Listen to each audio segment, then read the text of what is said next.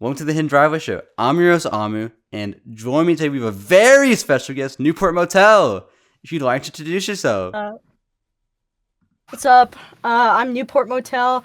I'm a 19-year-old artist from Cleveland, Ohio, and basically I make a interesting little blend of like acoustic shoegaze and electronica stuff. So it's a lot of fun. Yeah, I think it's pretty cool, and I have some questions about that in a bit because there's like a certain label you put it in music, which is always like not confuse me per se, but I'm just wondering what it's actually defined as. I see you use like zoomergaze as like a tag in your music sometimes. Gaze. And I feel like that's more of like a thing you put in like a Quonic song or like something. I feel like what you do is like pretty different from that. You know, it has like ethereal quality to it. I would agree. I want to say a little over a year ago. I think that's when I first started adding those tags. I think that's a little bit before Quantic had their big like blow up on TikTok. Mm-hmm. Or it might have been like the same period of time, but I don't think they were calling their stuff Zoomer gaze at I that still point. I don't think it was think just like they a do. shoegaze.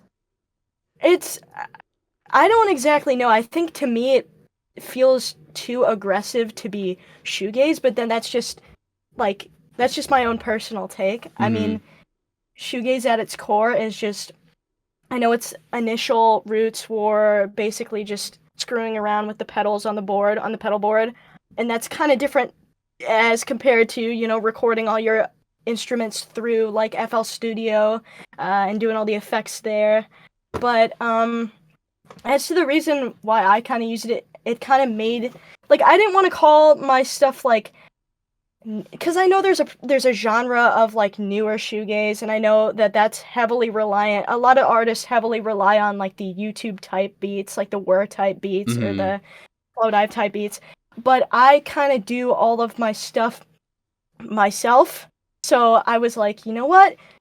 This isn't really shoegaze, but this isn't really like I don't know how Well, to I'd say define it's it. closer So to like I dream pop, but like even then, it's not really that yeah, either because it's definitely its own thing. But like, that's true. Like I have trouble coming up with like a proper label for my music because it just switches and changes all the time, and like I don't know, I get new ideas with the sound every so often as well. Like you start at Twine in like 2023 and that's like completely Alex G inspired. Like I think it's inspired by like an artist like Lord Hunna, which is like shout out to them by the way. It's like I want to say a more acoustic based artist, and then I kind of moved slowly into adding like the like fruity convolver maxing on literally all of my songs. So I mean, it gets kind of difficult to define it nowadays, especially because I've changed the label like 800 times. yeah, But I feel it's like it's generally in that like kind of like alt pop like realm. yeah, I would agree. It makes it impossible to try to pitch it to like Spotify playlists because because I'm like, I don't really even know what I am. I'm just making music, man. I'm And just it's here. it's pretty good. It's pretty good. Big fan. Thank you. Yeah. But to get us started, is there anything that you'd like to talk about? Is there anything on your mind right now? So it could be music related, could be not. Just anything going on right now. Oh, actually, I have to get some of the legal stuff through for this because I have to I bought a logo from my close friend who I've known for 5 years. Shout out Jen. Uh, if I can, I'll try to get you to plug their at Mm-hmm. somewhere. But I had them do a logo for me. It was like a Sonic Adventure style logo because I'm like a major Sonic fan, and I still have to get some of that through. But I actually have a demo T-shirt for what that's going to look like. Oh, that's There you sick. go. Yeah. But I've used the logo quite a few times on like the Newport. I think it's like my second account, like the Newport TV stuff, Mm-hmm. which is where I do a lot of the promotional stuff. But I've got that coming up. I've got 3 shows coming up as well in April. So we got one, I think, on the 12th at Cave Akron, then on the 19th at Kling House, that's also in Akron, Ohio, and then the Records Department, which is in, I think that's Woodstock, Illinois, and I'll be doing that with Fail Clan, some of my good friends from Fail Clan. So that'll be a lot of fun. It'll be cool. I'm excited for that. Yeah. I can't be there, but in spirit, I'll be enjoying in the audience. God bless. We'll get you a hologram. A Get hol get like a yeah. hologram or something. I was at a Blade show recently. Someone put their friend on like FaceTime so they could like watch the show in the crowd. So you might have to put me in there That's somehow. sick. We'll figure it out. Yeah. Do something through like Discord or whatever. Cause that's funny to me. Just like FaceTiming your friend during a Blade concert. It's like, Also, I look at have to what you're feel like missing the out audio on. quality has to be so bad, dude. It's already so blown out, like when you're there in person, that it's like I don't know how it's gonna sound like through the iPhone, like mic. Well, I expect it to be pretty bad for some of I don't know, I'm still like I just got my equipment like I want to say like less than a month ago, and I've been so busy with everything. So I'm like my sound guy Fluxwave and I are trying to figure out how we're going to make it sound solid. Like we've been testing it, but it's just the bass is either too much, the treble's either too much. So yeah, that'll I don't think you're going to get good audio quality out of something like that. Mm-hmm. Yeah, are you upping the like I guess like the production quality then? Because I know for the other show that you've done, at least that I'm aware that you like you have this episode on YouTube. It was like just like a guitar pretty much. So do you have like It more was just effects for the next ones?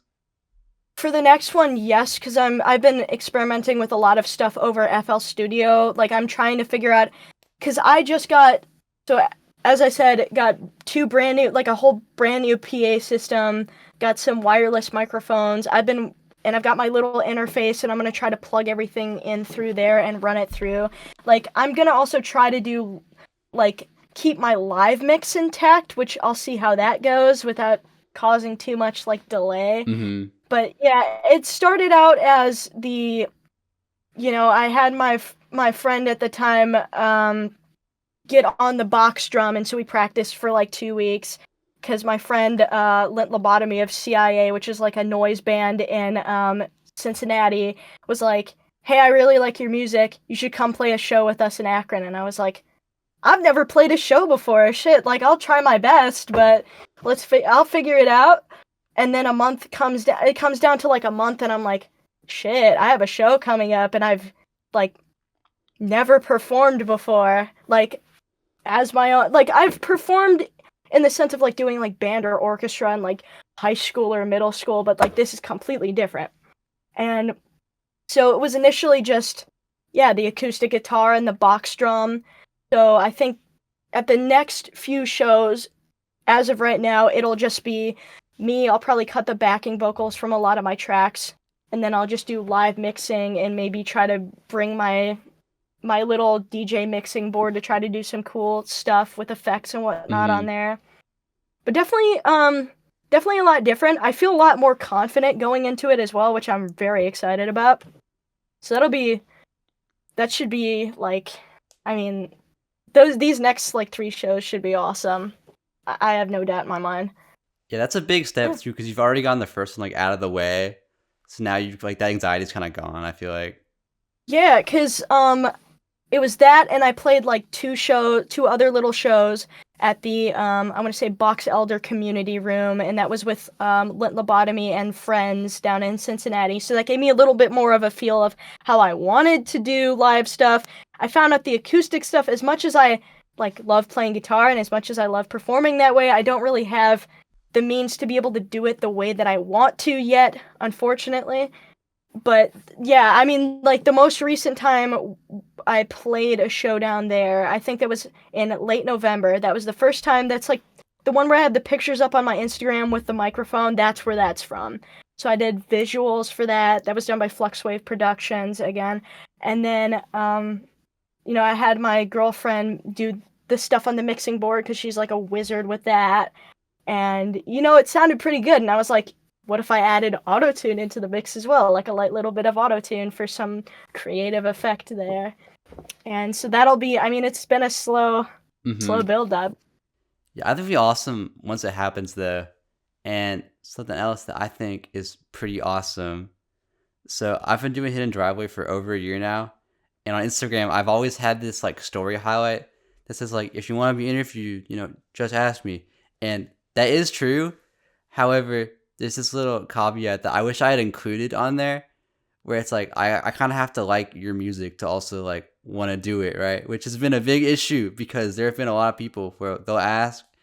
And there was even one guy where I told him I wasn't interested.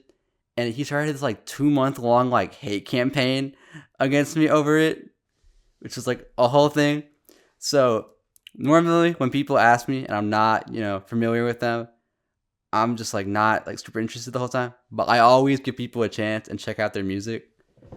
Which is why I'm really glad that in January you asked about doing this, because I didn't know who you were at all, but I do know you're like friends with like J1000, right? And I think you asked after his came out, and I was like, okay, I'll check out this person. And then I heard If I Could Hold Your Soul, and I was like, whoa, okay, because it's like really cool vocals, really pretty like guitar, and the way they like mix is super cool.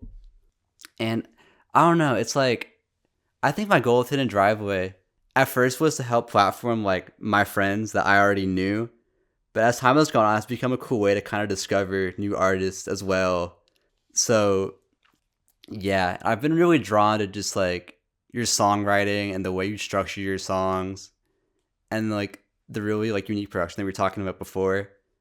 So how did you initially get into making music? Because I know you've been doing it longer than just like your Newport Motel project. And then who are some of your biggest influences for it? So as for how long I've been making music, so I've been making music for a little over, like writing and I've been writing music since I was 13, but I've been recording and posting since I was maybe 14 years old, probably like 14 years old. So during the beginning of the COVID-19 pandemic, like I was kind of trapped in it's the basic story for a lot of people, but it's like I was trapped in my house. I was like, you know what? I have all the time in the world. I want to make music. I love making music. Let's actually get down with it. And, I spent a lot of time. I started out under one particular account, and I think I started with emo rap. I was really trying to like figure out what I wanted to do, because I always wanted to do singer-songwriter stuff, but I wasn't really ready for that yet. Mm-hmm. And I say that for one particular reason, because like it started out where I was just like recording on GarageBand and looking up, how to mix like so and so, how to mix like Little Skies on fucking like YouTube or something like that, on like GarageBand. And I kind of gave it a little bit of time, switched over to FL Studio. I can't remember who put me onto that one. But I slowly started to learn the basics of FL after being so, like, having GarageBand be so near and dear to me. And that started with doing digicore stuff. Like, I managed to gain, I think I gained, like, I had a small following on that account, but I did, like, digicore stuff over other people's, like, production and whatnot. And after, I think 2022 is when I closed that project, and I was like, you know what?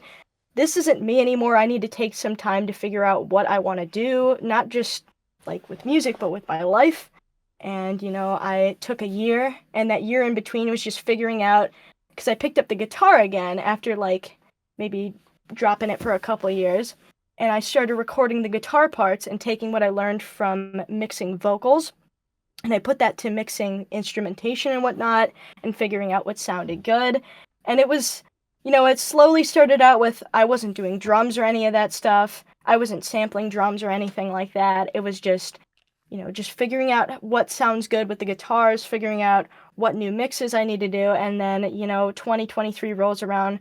I started up very, very simply with Twine, and then kind of slowly put all the pieces and parts together of what I've learned over time, and there you have it. There's Newport Motel as a project as it stands currently now. But when it comes to my influences, I've got like several hundred, but if you wanted me to pick a couple off the top of my head in terms of sound and in terms of songwriting, when it comes to sound, I get a lot of inspiration from Robin Guthrie of the Cocteau Twins, the way that he is able to kind of the way that he's able to transform the sound of a guitar into sounding like a synth or sounding like 100 different instruments. And I find that to be really interesting.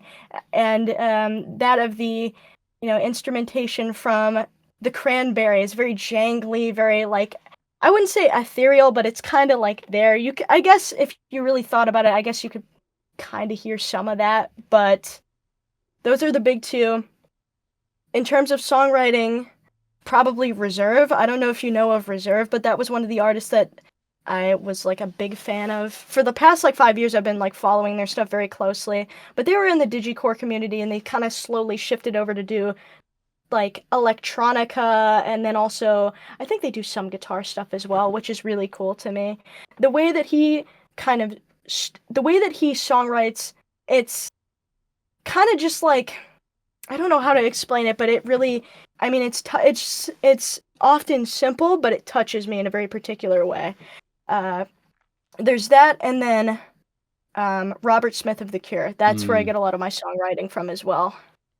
A lot of the how do you say, show don't tell. I try not to say like, oh, and then I'm doing this, and then I'm doing that, and then blah blah blah blah blah. It's just like I try to structure it in a very particular way, and oftentimes some of the lyrics that I'll go through, like I'll probably rewrite a song maybe one or two times, and I'll take pieces and parts from different demos that I like and put them together and kind of figure out how the story for the song is supposed to be based on that. Like it'll change like as I go on.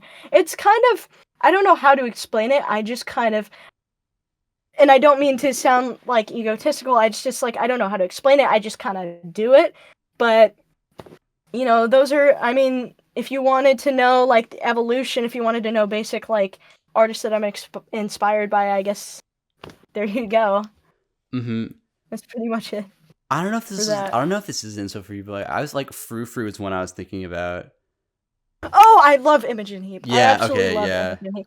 Don't even get me started. I forgot to mention that when I like initially quit my one project in 2022, I found, like, I was always a fan of Frou Frou, but like I found Imogen Heap's album Speak for Yourself, and this was before the headlock trend. This is before hide and seek came back for a little bit, and I fell in love with every second of it. And I was like, I love how she uses her vocals to do like as instrumentation. It's not just like have one layer of vocals. For me, it's like, I want to say I think I've gotten it up to like 4 layers of vocals, and then you have like the little like harmonies in the background as well. Because with a lot of the older stuff, especially, I think everything before Skin is very heavily reliant on like vocal melodies. I think Twine. I know Twine for 100%.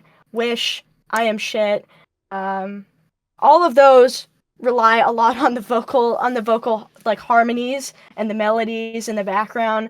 I guess you could count Lover into that mix, which is like the downspout song. But just really using your voice as an instrument. And when I say as an instrument, I don't mean just singing. It's just like the little noises here and there that nobody else could probably pick up on them, but you want to hear them, so you put Hmm. them in there. That stuff is really cool to me. Yeah. Have you seen the? I think it was like a TED talk where she had this weird like hand device thing. That yeah. Yes. I think it's called the, I can't remember what it's called. I think it's either the Mimu or the Mimu gloves. It's like where she can control the tremolo, the reverb, how long she can extend a Yeah. note for. She can reverse it. That stuff's really cool to me. And I'm so glad she's getting her, like, I'd say she's getting her flowers now, because for the longest time, like, I've known about her as an artist. I feel like a lot of other people have known about her as an artist since, dating back to like the Shrek soundtrack, because I know she had something on there.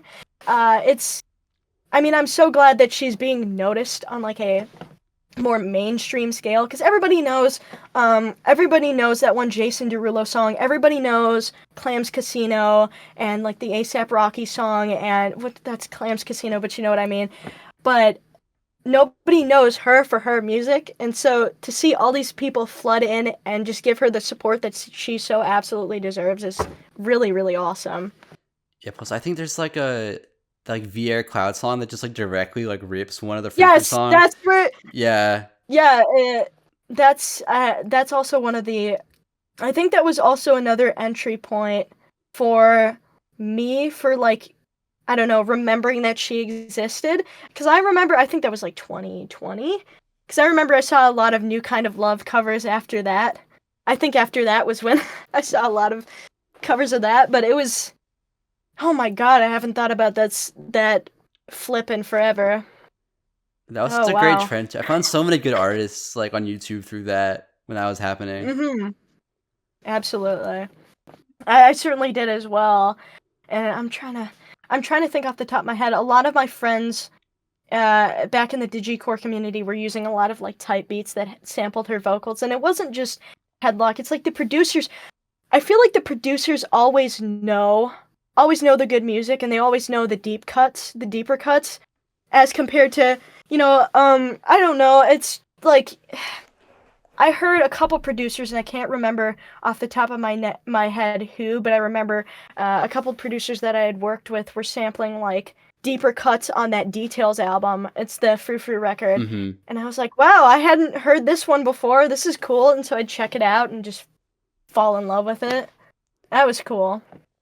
But she's also just like the cloud rap like goat too. Like she's been sampled like so many times in so many different ways, and I never Lil get B. tired of it. Oh, how was I forgetting Lil B? Yeah. Yes.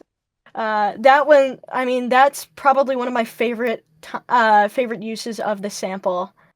And I hope to God that they collaborate in person someday. That would be a dream of mine to just witness. Mm-hmm. That would be cool.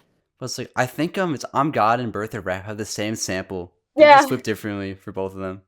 Oh yeah, it's the sample for Just For Now. Yeah. And that one's been, and I feel like I've seen that one pop up a lot on Instagram Reels as well. Like under a lot of the like memes. I don't know which one it was, but I'm pretty sure it's the one where there's like pictures of food slowly flashing up or something like that, and it's got like the Birth of Rap version of the sample. Like you can tell it's from that song. Mm-hmm. It's so strange, but it's like, you know what, I respect it. If I'm scrolling at 3 a.m, like I want to see that. Yeah, I will say That's like fire. that sample is a bit like ran through at this point, but it's yeah.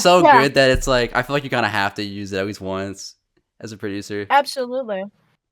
I mean, I've experimented a couple times with it, and I've tried to use it in a way that doesn't give away that that's the sample that I'm using, because again, I don't want to be seen as like, oh, like you're using an overused sample, which I would agree with. It is kind of an overused sample, but, I mean, it's still good, so, I mean, I have no complaints there. Another thing I want to say on that, I'm pretty sure, is I remember when I used to scroll through TikTok comment sections, and they would have like a clip of an Imogen Heap song, and all the comments would be Lil B. And I'm like, what universe are we in that Lil B is more popular than like Imogen Heap? In the sense of like, I'm shocked that, like, I don't know, Lil B is still considered underground to an extent, I'd say. Like a lot of people know of him, but it's just like not to the, like, I don't know, like Imogen Heap has got all these like industry connections and everything. I thought it was funny. Like, I'm not like trying to think of it critically here. Mm-hmm. It's just something I found to be funny. Yeah. I think another thing I like about your music a lot is how it's kind of weird because you're such like a promo like demon. I feel like Oh yeah. like you're very heavy on like the short form stuff, but your songs don't really like compromise that at all because they're pretty long, but they don't feel long, which is the surprising part. I had a couple people tell me that like that the intro for If I Could Hold Your Soul was way too long, and I was like, okay, it's a little long, but it slowly it slowly builds off, like each piece and part builds off of each other. It's not like a 90s house song where I'm like repeating the same thing over and over again. Even then, a lot of those songs have slow build up to something, even if it repeats. It's just like, I feel like it's kind of hard for me to do, like, I don't really do short form content as much anymore, and if I do, I have to use If I Could Hold Your Soul like 50 times over, because that's the one I know that sounds good in a short form context, like if you use the chorus or something like that. But yeah, I mean, I try not to. I know in like the last 2 years, I know before, like probably going back a year or two ago, I remember seeing a lot of the artists that I loved whose like art, whose music were like, their songs were like longer, but they couldn't really, they were longer, they were beautiful, but it's like they couldn't market short form that well. And that, I mean, the fact that a lot of like artists have to compromise pieces and parts of what they like to do and what makes their music, like they have to compromise them for like being able to get people in on the first like maybe 5 to 10 seconds. Like that's, like I struggled with that a little bit. I definitely say, just because at times I'd be like, should I just make a song just to promote? And I was like, no. Like, I want to make my music the way I want to make my Mm-hmm. music, and I don't want to have to compromise it so that way it can appeal to like shorter attention spans. It's like, if you like the song, you like the song. If you don't, you don't. That's just kind of how I feel like on that. But, you know, I don't know, it's kind of because here and there on I it. feel like a lot of your songs feel like they're like half the length that they are, if that makes sense. Because they feel so like full that like you don't really Mhm. like realize like how long it's actually been. That is true. I mean, I've kind of noticed that with. I go back to. I go back to like Go Back or If I Could Hold Your Soul because it's longer. Like it's like sometimes I'll have it on and like it'll pop up in my shuffle on my car, and I'll be like, wow, that felt like 2 minutes. It's like Yeah, listening to. You ever heard Blue Monday by New Order? I know it's a yeah, pretty popular song. It's kind of the equivalent to something like that. It's like you listen to it and you get so into it that you're. It's not like it doesn't feel like you're like dragging yourself to the finish line on listening to it per se. It feels like you just don't really think about it. yeah. It's It like flows and it's builds really smoothly. yeah. And then I was And also I try my wondering. best. Yeah. No, I was just gonna say I like reiterating on the point that I try my best with that. I really do. Mm-hmm. What I was gonna say is there like an environment that you like picture people listening to your music? Because I've been listening to it a lot, like super late at night, and that feels like the perfect like setting for it. Probably super late at night. The more airy songs, probably in this like with the snow falling, because that's where like I don't mean to sound like like I get my ideas from here and here. It's just like the songs. I noticed that the songs that I made during the peak of winter, or like the peak of Ohio winter, so through February or something like that, have more of a feeling of like I could listen to them with the snow falling in the background because you get these thick, huge like snowflakes falling from the sky. That's I could probably picture somebody listening to it on like a winter walk or like a late night sort of thing. Mm-hmm. Or I picture the Human Instrumentality Project from, Neon Genesis Evangelion. You've got that one segment, the white space segment where Shinji's just in nothingness and he's just kind of like floating kind of there. He's just nothing but everything. And if somebody were in that sort of position, I'd say that's when they'd like that makes the most sense for listening to my music, I guess. Yeah, because there's some artists where like, and I have this whole playlist of like songs that sound really good at like for like night. And it's like probably like 100 hours long or something, but Yeah, it kind of makes you feel like you're like transcendent almost, and a lot of your stuff like fits in that little category for me. but a little bit of fruity convolver and layering does for you, I guess. Mm-hmm. I do. I don't think people realize how many layers I do with a lot of the guitars and stuff like that, because I feel like it sounds full enough to sound like, okay, you've got like 2 different parts, but it's like 16 different parts, and I'm going all the way up on the neck, and I'm just trying to get it to get that jangly, like, I want it to sound as full as I could possibly make it, and I know I'm working on getting it to sound not just full in a sense of wow, there's like everything there. It's just you can hear it on both sides. It's a little bit wider because I feel like even then it's for me what I'm trying to work on is keeping it from being a little bit narrow in terms of like what I'm hearing through my headphones. But yeah, it's like 16 different guitar parts. It's like and it might be simple. It might be like it might sound simple, it might look simple, but it like you listen to it and I feel like it just doesn't. It feels a little bit further than that, I guess. I mean, that's how I kind of feel on that, I suppose. Mm-hmm. Yeah.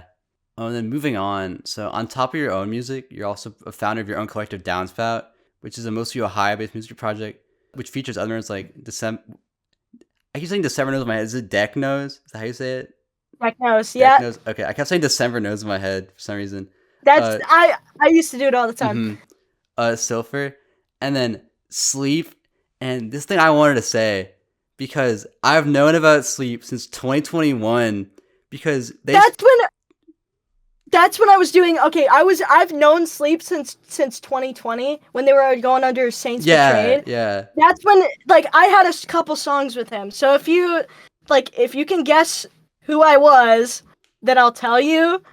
But I don't typically bring it up just because that's just not to get too into me, but like continue. That's crazy. Yeah, no, because he submitted like a song called like Alex McQueen to this feedback stream. Oh my god! That song is Oh that song my is so god! sick. And I was like, I kept re-listening to That's it. a I went song back from to my it. old collective. Really? Yeah! That's from oh my god. But I other haven't heard thing, of that song. this guy called Mason Jones directed the video, and it's really cool. So I went to his Instagram, Yeah. and he goes to my college apparently, and people I know like know him. I haven't talked to him in like whoa, dude. That's small world. Yeah. What the That's crazy. That's crazy. Cuz I was looking around and I was like trying to dig and I was like, okay, it could be two people. Mhm. Could be one of two people. And I would have never expected a connection to Sleep. I would have never expected that.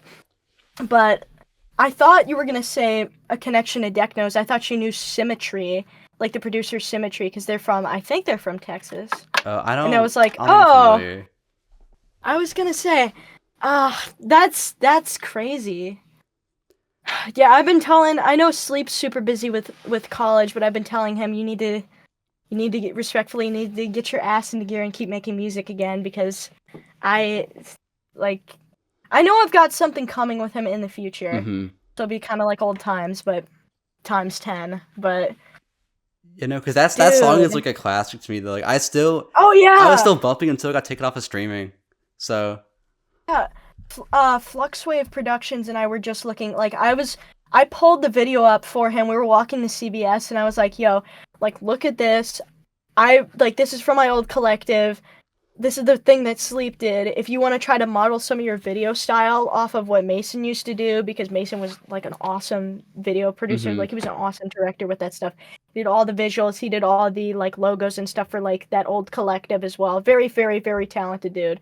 And he does all this production stuff as well.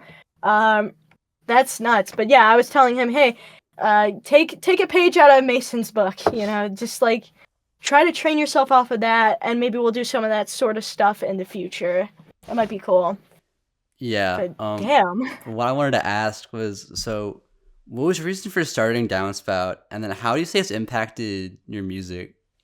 My initial reason as to why I started Downspout, it was so that idea has been in the works. That had been in the works for a couple of months.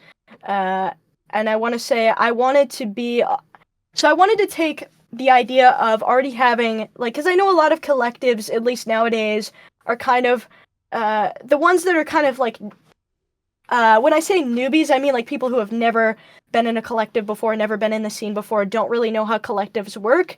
They kind of just bring people in because they want to bring people in and they get excited about it, and then you put them all in a group chat. They don't want to talk to each other. They don't want to make music together. They just like to have the logo in their bio and occasionally like do a song once or twice.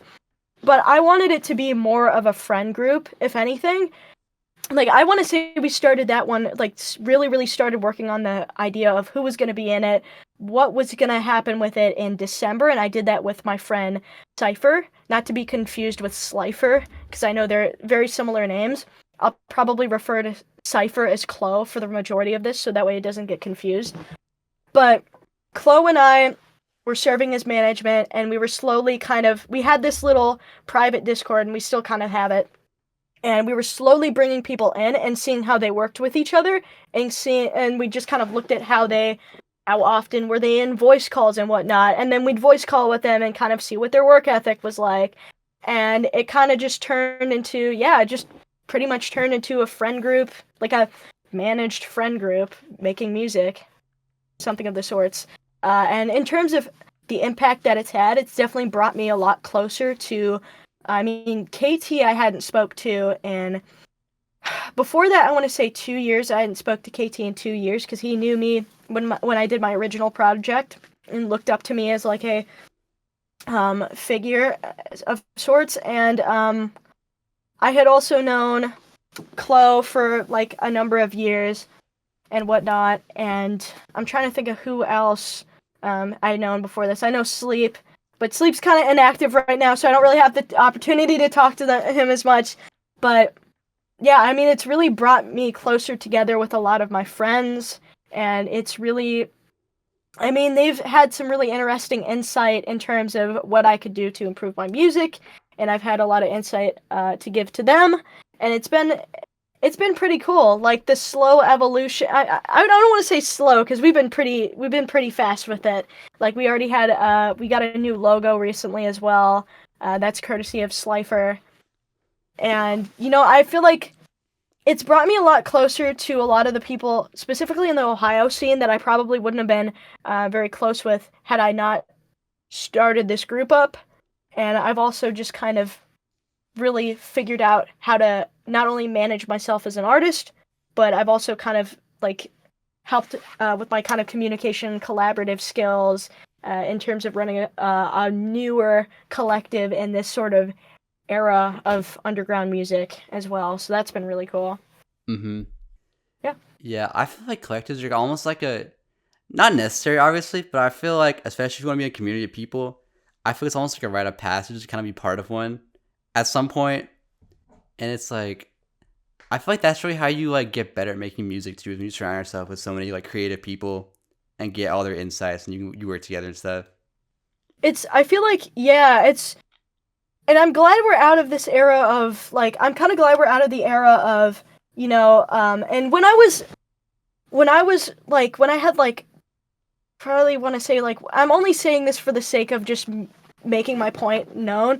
Like, when I had, like, 1K or 2K under that Digicore thing, the thing is I would get invited to join these groups, and I would be slotted in with a bunch of other, like, 1Kers or 2Kers, because those were the people who were up and coming, those were the people that were getting a lot of buzz. They said yes to joining, and they kind of just weren't really into it, and then the leader would just not really try a lot to keep it together. It was just like an image thing, like, look who I have in my collective, look how stacked we are, sort of thing. And I'm glad we're kind of moving away from that, because it feels like that sort of way of running a group feels very disconnected from, especially from, like, you, I don't know, I'm trying to think of some modern collectives that a lot of these people got their inspiration from. So I want to say, off the top of my head, and this is what I remember, Nova Gang, Goon City, Bloodhounds, Slow Silver 03, Helix Tears, all of these, there's like 1,000 other collectives to note. But, like, those are the big five I can think of.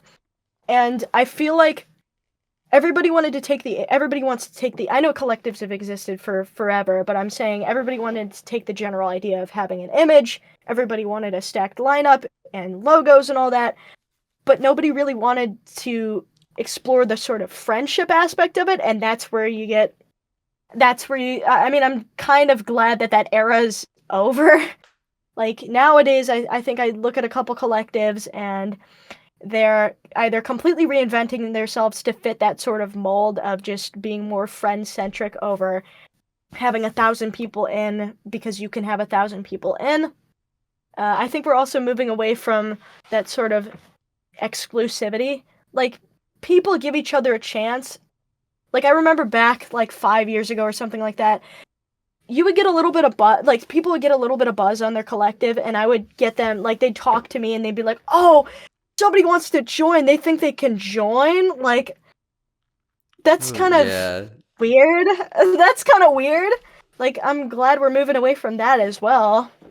But yeah, I feel like there's not as many, but they're a lot more personable, and they're a lot more close with each other nowadays, and that's really cool.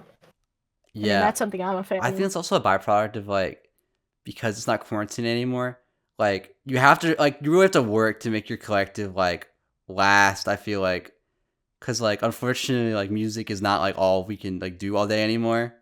So it's like, if you really, like, want to, like, make it a thing, you have to actually work towards it, and that only works to draw actually, like, friends that care. And yeah, we had a couple, I mean, we had to kind of, and this is, like, no hate to anybody at all, it's just we had to downsize a little bit, because it's like, we had to generally reassess priorities of people in the group, and it's like, yeah, this is awesome, we're all great friends, However, we're great friends, but we're also trying to get better with music. We're kind of a part of this because we want to be active within this. We want to show our part within the group. And there were some people who were just like not even interested. It felt like, I'm not saying it was, it's just it kind of felt like they weren't as involved, like they weren't able to be nearly as involved in the friendship aspect as like they would have hoped or we would have hoped. And that kind of led to, and I like, no hate at all, I'm just saying people are busy, and it's like, yes, it's a friend group, but it's also, we have to kind of work together a little bit more now because, you know, I'm in school, like I'm in college. We got Chloe is busy trying to finish up their senior year, Sleep is in college, Turk works full time. You know, everybody else has either got a job or is like doing DoorDash or something of the sorts, or is trying to just pursue their education alongside doing music. So it's kind of just like taking the time, a little bits of the time that you have. If you're interested in putting that in, then you're welcome to stick with us. But it's like if you're kind of just not interested in putting that sort of work in terms of just saying hi, hello, what's up, can I make a song with y'all, it's kind of just like not a good fit for the moment. But it's been a little bit difficult trying to keep everything together. Like I've kind of had to sacrifice the activity of downspout for a little bit because I've been so busy. Like I have to plan for a Vegas trip that I'm going to with WJCU with the radio stuff. And then I've also got like a couple exams coming up. I've got a lot of big, heavily weighted assignments. It's not just like high school where I can, you know, I have the luxury of at least being able to be like, get away with being, I say this because I was like, I can't get away with being depressed now. I kind of have to just put all my energy into one thing and then come back to the other one. And I can't just let assignments fly nowadays. It's just, I don't want to kill my GPA as much as I love music. What's your major, by the way? I'm actually a psychology major, that's been a kind of interesting journey as well, because a lot of the people who are majoring in psych at my school already know what particular concentration they want to go into. And it's like, yes, I'm a sophomore, but I'm also still kind of like, psych is a very, very big field, so I'm still trying to figure out what I want to do. I know for a fact that if things don't exactly go the way that I want them to, or if I find out that I really like doing this, I really want to be a music therapist. I know that would definitely align with what I do already. So it would be kind of I don't know, it would be kind of a, it wouldn't just be like I have to learn 1,000 other different things. It's just take what I know from music, take what I've learned in psych, take my degree, kind of put them together and try to make something out of it. Yeah, now that you say that too, it makes sense given your lyrics. I feel like they are so like interpersonal and stuff. I try super hard to kind of pull from, I think for a lot of the stuff, older tracks specifically, they've gotten a lot happier as I've been writing them, and, you know, Skin's a lot more joyful than, because, you know, I want to say, like, some of them are particularly, like, depressing in terms of I've kind of made them that way, like, the period of time that I was going through, then it's like, instead of writing in a journal, that's what I was doing. I was just kind of, some of the stuff at the time, like, I'd work out the lyrics via, like, I'd play the guitar a little bit, and I'd overlay everything, and then I'd kind of freestyle into the mic, and then I would think about it, I'd delete it, I'd rewrite it a little bit to fit what I want it to, like, the emotions and the feelings and the situation I was trying to convey, and then I would just keep going with it. But a lot of those earlier songs, I mean, were particularly, not trying to pretend like they were deep or anything, they were deep to me, and they, like, meant something to me, and, you know, I'd like to believe there was, like, pain or some sort of anguish behind it, but I try my best to be a little bit introspective with the stuff that I do, or the way that I write, per se. Yeah. In terms of that. Also, the way you said about the collectives thing, everyone just being like in this phase of their lives now, where like we're all working or in college and stuff. Mm-hmm. I know, at least from my collective, we've kind of taken on the like, I don't know if you're familiar with 1C, but kind of how that collective operates, where it's like Yes. everyone is part of it and can like rep it, but we don't really move as like a unit because like it just that does not work with how busy everyone is now, unfortunately. Fair. And I try to kind of keep the same. Like my whole thing is, um, like you guys can work together on your own time.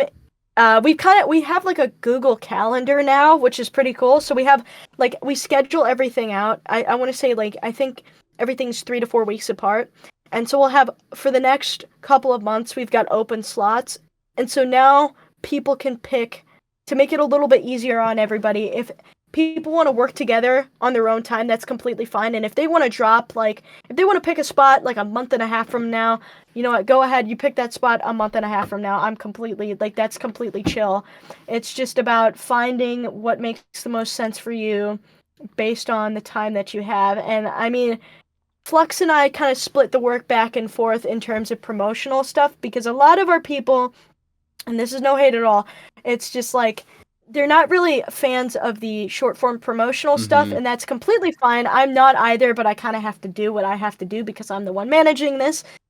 But yeah, I mean, people can kind of just generally work on their own time now that we've got that little calendar up. So even if we go an extra week without dropping, that's completely fine. We've still got time in between and and I can have some time to get a little bit of a promotion done, or a promo done, something of the sorts. It's like we tried the group moving system. That was not, I mean, you kind of learn as you go through with these things. Like, even though I'd consider myself to be kind of a seasoned veteran in terms of knowing how to kind of get stuff off the ground, it's, I mean, things are different than they were 5 years ago, so I kind of have to adapt and figure out what makes the most sense. Like you said, kind of just figuring out how to keep the collective moving without it being, like, all together, because I know that's not possible really anymore. Just kind of figuring out how to meet people at where they are and whatnot. Like, I also try to have like active conversation with everybody in the group, and if they seem to be like, I don't know, if they like change their entire post layout and turn everything blank, like I'll message them and be like, "We doing good?" Like, I try to message everybody every day and like check on them or something like that. Make sure we're all on the same page. The best of my ability, something like that. But yeah, I don't know if I've heard of someone like really like managing a group like that, because I feel like normally like everyone's like friends and they're like in the same like thing doing something together, but it's not like structured like how you just said.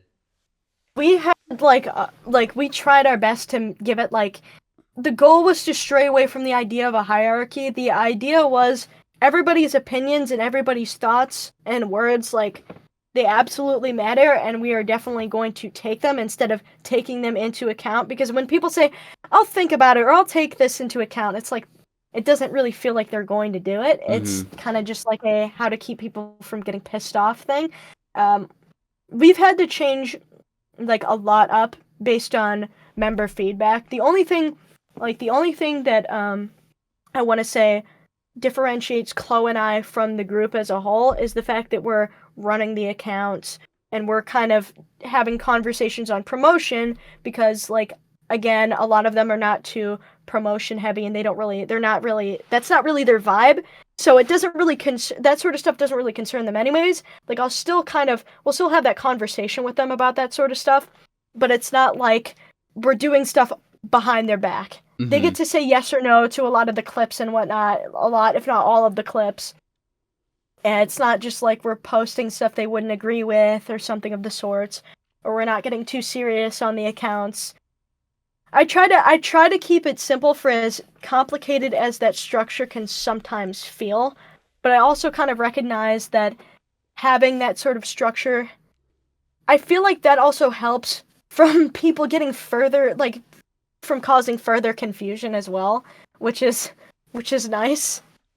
Yeah, honestly, I'm gonna have to take that strategy and kind of implement it with mine, because we've had our group for 4 years now, and it's like when it was like really like active from 2021 to 2022, there was no structure like whatsoever. We just all kind of hop and Mm, call and like do whatever, that's which is like that's which is how it sometimes it's the goes. best time. Yeah, and like that was awesome, but there was really no like leader, I guess, and like not that there needed Yeah. to be, but I don't know. I was always the guy that ended up like putting stuff up on streaming and like making the like posts about it and stuff. And like we recently put out like 2 songs for the first time in like 4 years because we hadn't dropped. Like it's still been a thing the whole time, Oh, but we hadn't dropped since like the end of 2021, and it finally took us being like, okay, we're also friends. We also work together. Why don't we just like actually do something? I think having people like step up would be really good for that. Cause like I would love to get like a whole like tape like moving or something, but it's like unless someone like takes initiative to like actually say something and like start that, like nothing is gonna happen. yeah, and it's like moments like those, like as fun as it is to just go hop and call and go post stuff and do whatever and go crazy with it. It's just like in the long run, it leads to some like I can tell you that it's led to some frustrating moments. And I mean, feeling like coming up, I know for a fact we're gonna have more like specified roles. Especially, we're looking for people who are probably going to be able to fill roles that would be like if we can't find interest in the collective for somebody who wants to do something like T-shirts or like sending an email to people to like various publications to try to get a song promoted. Like if we ourselves don't have time for it, like if Chloe and I don't have time for it, and if the collective as a whole aren't really interested in doing that, we're thinking of bringing some outside people who are connected with us. Again, it's still remaining with that friend group idea, but trying to find people who are kind of passionate about that position and want to be underneath the, or who would want to be like working with us or be underneath the downspout name or something like that. Mm-hmm. Because again, like you've got like another an example of that is, you know, I said Fluxwave Production, shout out to him. It's just he's not I mean he's a musician, he doesn't post music as of now, but he's mainly known as just being our video guy. Like he does a lot of the I know he's done some recordings, personal recordings for me, and he's done a lot of video edits and whatnot for the majority of the collective, and I think he did a couple newer ones for this the one song that's I think dropping at 12 a.m. Eastern Standard Time for Downspout, the Friday release. But he does, I mean, alongside, like, he's got his own special role for that. And I know he's probably going to be helping with booking later in the future as well. I got some of these ideas from watching how Fail Clan operates because they've been around for a long time. They're a smaller group. They've been around for a long time. It's a similar thing with your collective. But they're just, I mean, they're at their core, they're a bunch of buddies just hanging out doing their thing. But the way that that Lush runs the group, him and Sakahal, those are the two buddies, two main people running everything. Like they've got somebody who's a song curator for their page. They've got somebody who's in charge of merchandise. They've got somebody who's in charge of like promo and PR. And I'm like that's some crazy evolution, and I'd love to kind of implement stuff like that. It would be pretty cool to do something along those lines, Mm-hmm. something like that. Oh yeah, and then also, is there like a downspout like sound that y'all have?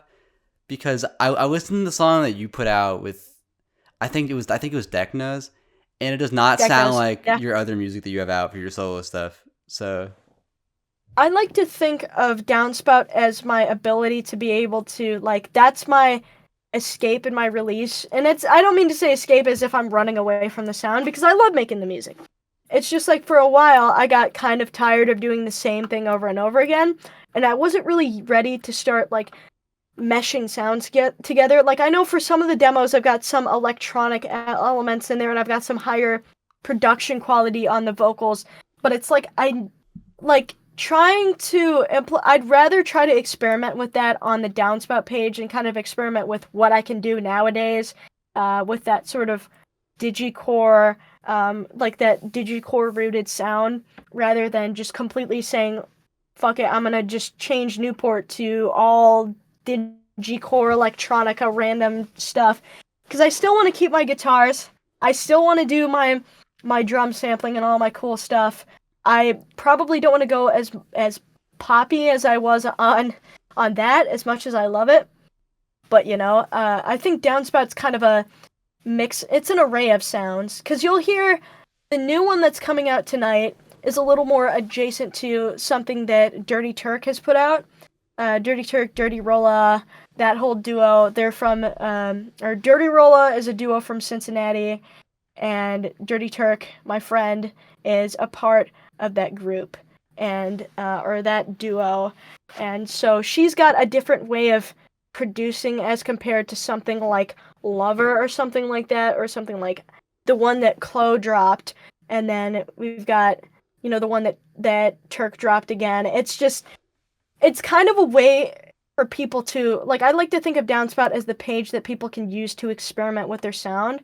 Although we kind of go for a kind of electronic sound, I know that's like the general idea, the general niche. I don't think we're kind of grounded by a particular, okay, we need to have, this is like a Nova Gang collective. We have to have, how do you say it? We have to have digicore type beats every single time. It has to be so-and-so type beats every single time. We have to try to mimic the same sound. And I think I would kind of get bored if that was the same thing we were doing every single time. So it's whenever somebody sends a song to the collaborative channel and they're like, hey, I want to get 2 or 3 people on this, I'm excited, because it brings a different side to, Downspout as a whole. And for a final comment on that, it's, I've got something releasing with my girlfriend hopefully in the future, and she does a lot of industrial and very stuff that's reminiscent to of experimental kind of harsh noise, but she's got her own interesting cathartic little take on the industrial sound that I quite like. And we've got a song dropping together, and you would have probably never expected that I would have done a song that sounds like that, but it's I like to think of Downspout as being a way for people to just go crazy, go stupid with experimenting. Yeah. Well, also, it's not in there anymore, but in your bio for a while, there was some band you were trying to start that's based in Michigan or something. I'm still in it. I just had to take it out for the sake of I'm waiting for my friend Kirio to get everything together with the group. I'll pop it back in when it's ready to go. I Feel So Yucky has not been 100% defined in terms of, even I don't know what's going on for that. But, one night when we were I think it was, I was talking to her, in my private server, and she's like, yo, you're in Ohio, right? And I was like, yeah. And she's like, do you want to, I'm looking for somebody who can do guitar or bass. Do you want to join? And I was like, you know what? I'll join as bass. I'm pretty good on bass. And so she did a post for that, and I haven't heard anything yet for follow-up. But when we start getting some stuff moving and rolling, I will pop it back in. I just didn't want to promote it like crazy until something was said about it. Now, that's kind of on hiatus right now. I'll talk to Kirio about that. I've asked you a couple of times, I'm like, how's I Feel So Yucky doing right now? And she just, I don't remember what she said the last time, but I think she said something along the lines of, we're just kind of working on it, kind of getting it figured out, because I think she's still looking for a guitarist. Because I wasn't sure if it was one of those things where it was an idea, and then it ended up not becoming something. Because that's that was all people we should start a band, and then it never becomes anything. So I hope that's not the case, because I am really excited about the fact that I'd be able to play in in a band per se, because I've done stuff in my own smaller garage bands with guitar, but I haven't really had the time to flex my skill on the bass. And I feel like the average the traditional the average bassist would probably have a heart attack if they saw the way that I played, because I play with a pick. I'm very pop punk oriented in the sense that that's what I learned off of Mark Hoppus of Blink-182 and Mike Dirnt of Green Day, and those two were the two biggest inspirations. I think for the longest time I copied a lot of, I would watch what I would do, I know this isn't relevant to this, but it's like I would watch Blink-182 live performances, and I would watch how Mark would hold the pick and hit the strings on the bass. He has a really weird way of like picking, and I've always noticed that, but it's like very fluid. And so I don't know why somebody would want to copy this form, but I did because I was obsessed with Blink-182. But I mean, I hope something comes of the band. I'll actually text Curio after this interview and see if we can get some stuff moving.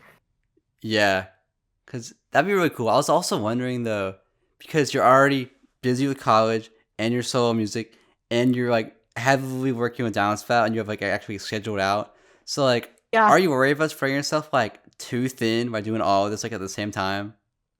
I sometimes worry about this because I've always like I already know that I like as is I already spread myself way too thin, but it's kind of just like I'm used to the idea of just I'm gonna live, I'm gonna push through it, and I'm gonna make it happen regardless. And that's not me saying like getting up on my high horse and saying I can do everything, because I think there's gonna come to a point if I don't chill out enough that I'm just gonna burn out a little bit more again. But for now, I'm feeling pretty good. I'm hoping that we could get some stuff started up over the summer, and if that's the case, then that'll probably lay a good foundation of what I should expect. And if I don't have the time for the band right now, then I'll give them my well wishes and see what else life holds for me in the future, I suppose. Yeah. Moving on, and this kind of relates to what I was talking about earlier with sleep, but the first song that you released as Newport Hotel was Twine, just a calm guitar ballad with pretty vocals over it. And one of my big goals with Hidden Driveway has been to like meet and connect with artists and also help them connect with each other as well through stuff like the beat battle videos where people just like who didn't know each other come together and do stuff. And in my experiences being online over the last decade or so, I've come to realize that pretty much everything is interconnected in some way. Like I said, we both know like Mason somehow through like really like different like random ways. So Yeah. given that the song's name is Twine, which is meant to connect things together, what are some just like I guess like weird ways that you've like met people in your life today? Because everyone has stories like that where it's just some like random thing. Oh my god. Okay, I'm trying. So Flux knew me before he knew me. Fluxway Productions knew my old project's music before he met me at college. Like I played a song, it was I think it was an Adventure Time cover. And he was like, "Holy shit, I heard this on SoundCloud like 5 years ago," cuz it had like 30K or something like that. It was like that was kind of a big deal for me at the time, but I was like, "Holy fuck, you knew me before you knew me." That's kind of weird.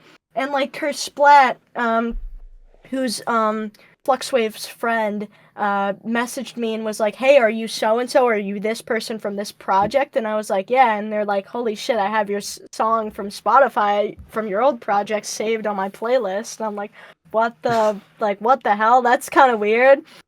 Trying to think of what else. I know I know some people that I know in the Cincinnati scene that are connected with a lot of the people that I knew in the digicore scene who I haven't talked to in like 5+ years, and that's also kind of weird. Like it's sometimes I'm like oh, this makes me kind of uncomfortable because like you knew me at like when I was annoying and 15 years old, and I'm like, what, probably 20 by the time this interview drops, because the 27th, so that'll probably be by the time, or maybe a little bit after, something like that. That was kind of crazy, and I feel like music has led me to have more experiences in terms of not just like small world type stuff, but it's just like, wow, I really met so and so through this. That's kind of crazy. Like I met my my whole thing is I met my girlfriend through and I talk about her a lot because she's kind of intertwined in my music stuff as of now. But I knew, okay, so Lint Lobotomy, member from CIA, I think found me through Bandcamp and then asked me to play that show. And I didn't know she was there at the time, but Alice was there at the time, and I was like, I thought about it recently, and I was like, oh my god, I could have met her before I actually met her. That's kind of crazy. That's kind of weird. And, I had like that's I don't know. It's kind of weird to me that my now like my favorite song that I've ever made was all because of Lint Lobotomy sending me a message on Instagram. Like that's kind of crazy to me. Like all the positive, and plus I would have never met Turk. I would have never met dude, like literally anybody in the Cincinnati scene. I would have never met any of those people. I would have never met Slifer. Like I went up and met him in person. That's kind of insane. That's crazy to me. That's I've had tons and tons and tons of like experiences like that, and the other one that you kind of mentioned before. And another thing I think I remembered is a producer called Unreal goes to the same university as somebody that I knew from the digicore community a while ago, Brokits. And Brokits, oh my god, no. Unreal did a flip of my song from like 4 years ago, 3 or 4 years ago. And I saw them pop up on my For You page giving a presentation and showing their song to their class. And I didn't realize that was the same Unreal until they followed me. And then I looked up their tag and they still had the flip of my song. And I was like, holy shit, you're the same person? What the hell? And they were like, yeah, I kind of recognize you from your voice. And I was like, guilty as charged. That's me. Hi. But yeah. Okay, I'm glad that's Stuff not like like that's pretty a much. singular experience because I've had so many like really weird like when I was in I think it was 6th or 7th grade. I used to be like really into Scratch, like that was my whole thing, and I've met so many of my friends in like 2015 I still talk to today. But there was this guy I met at a summer camp, and me and him were talking, and like my life was Scratch. Of course, I couldn't shut up about Scratch, and I met this guy. We became friends. We realized that we were like Scratch mutuals.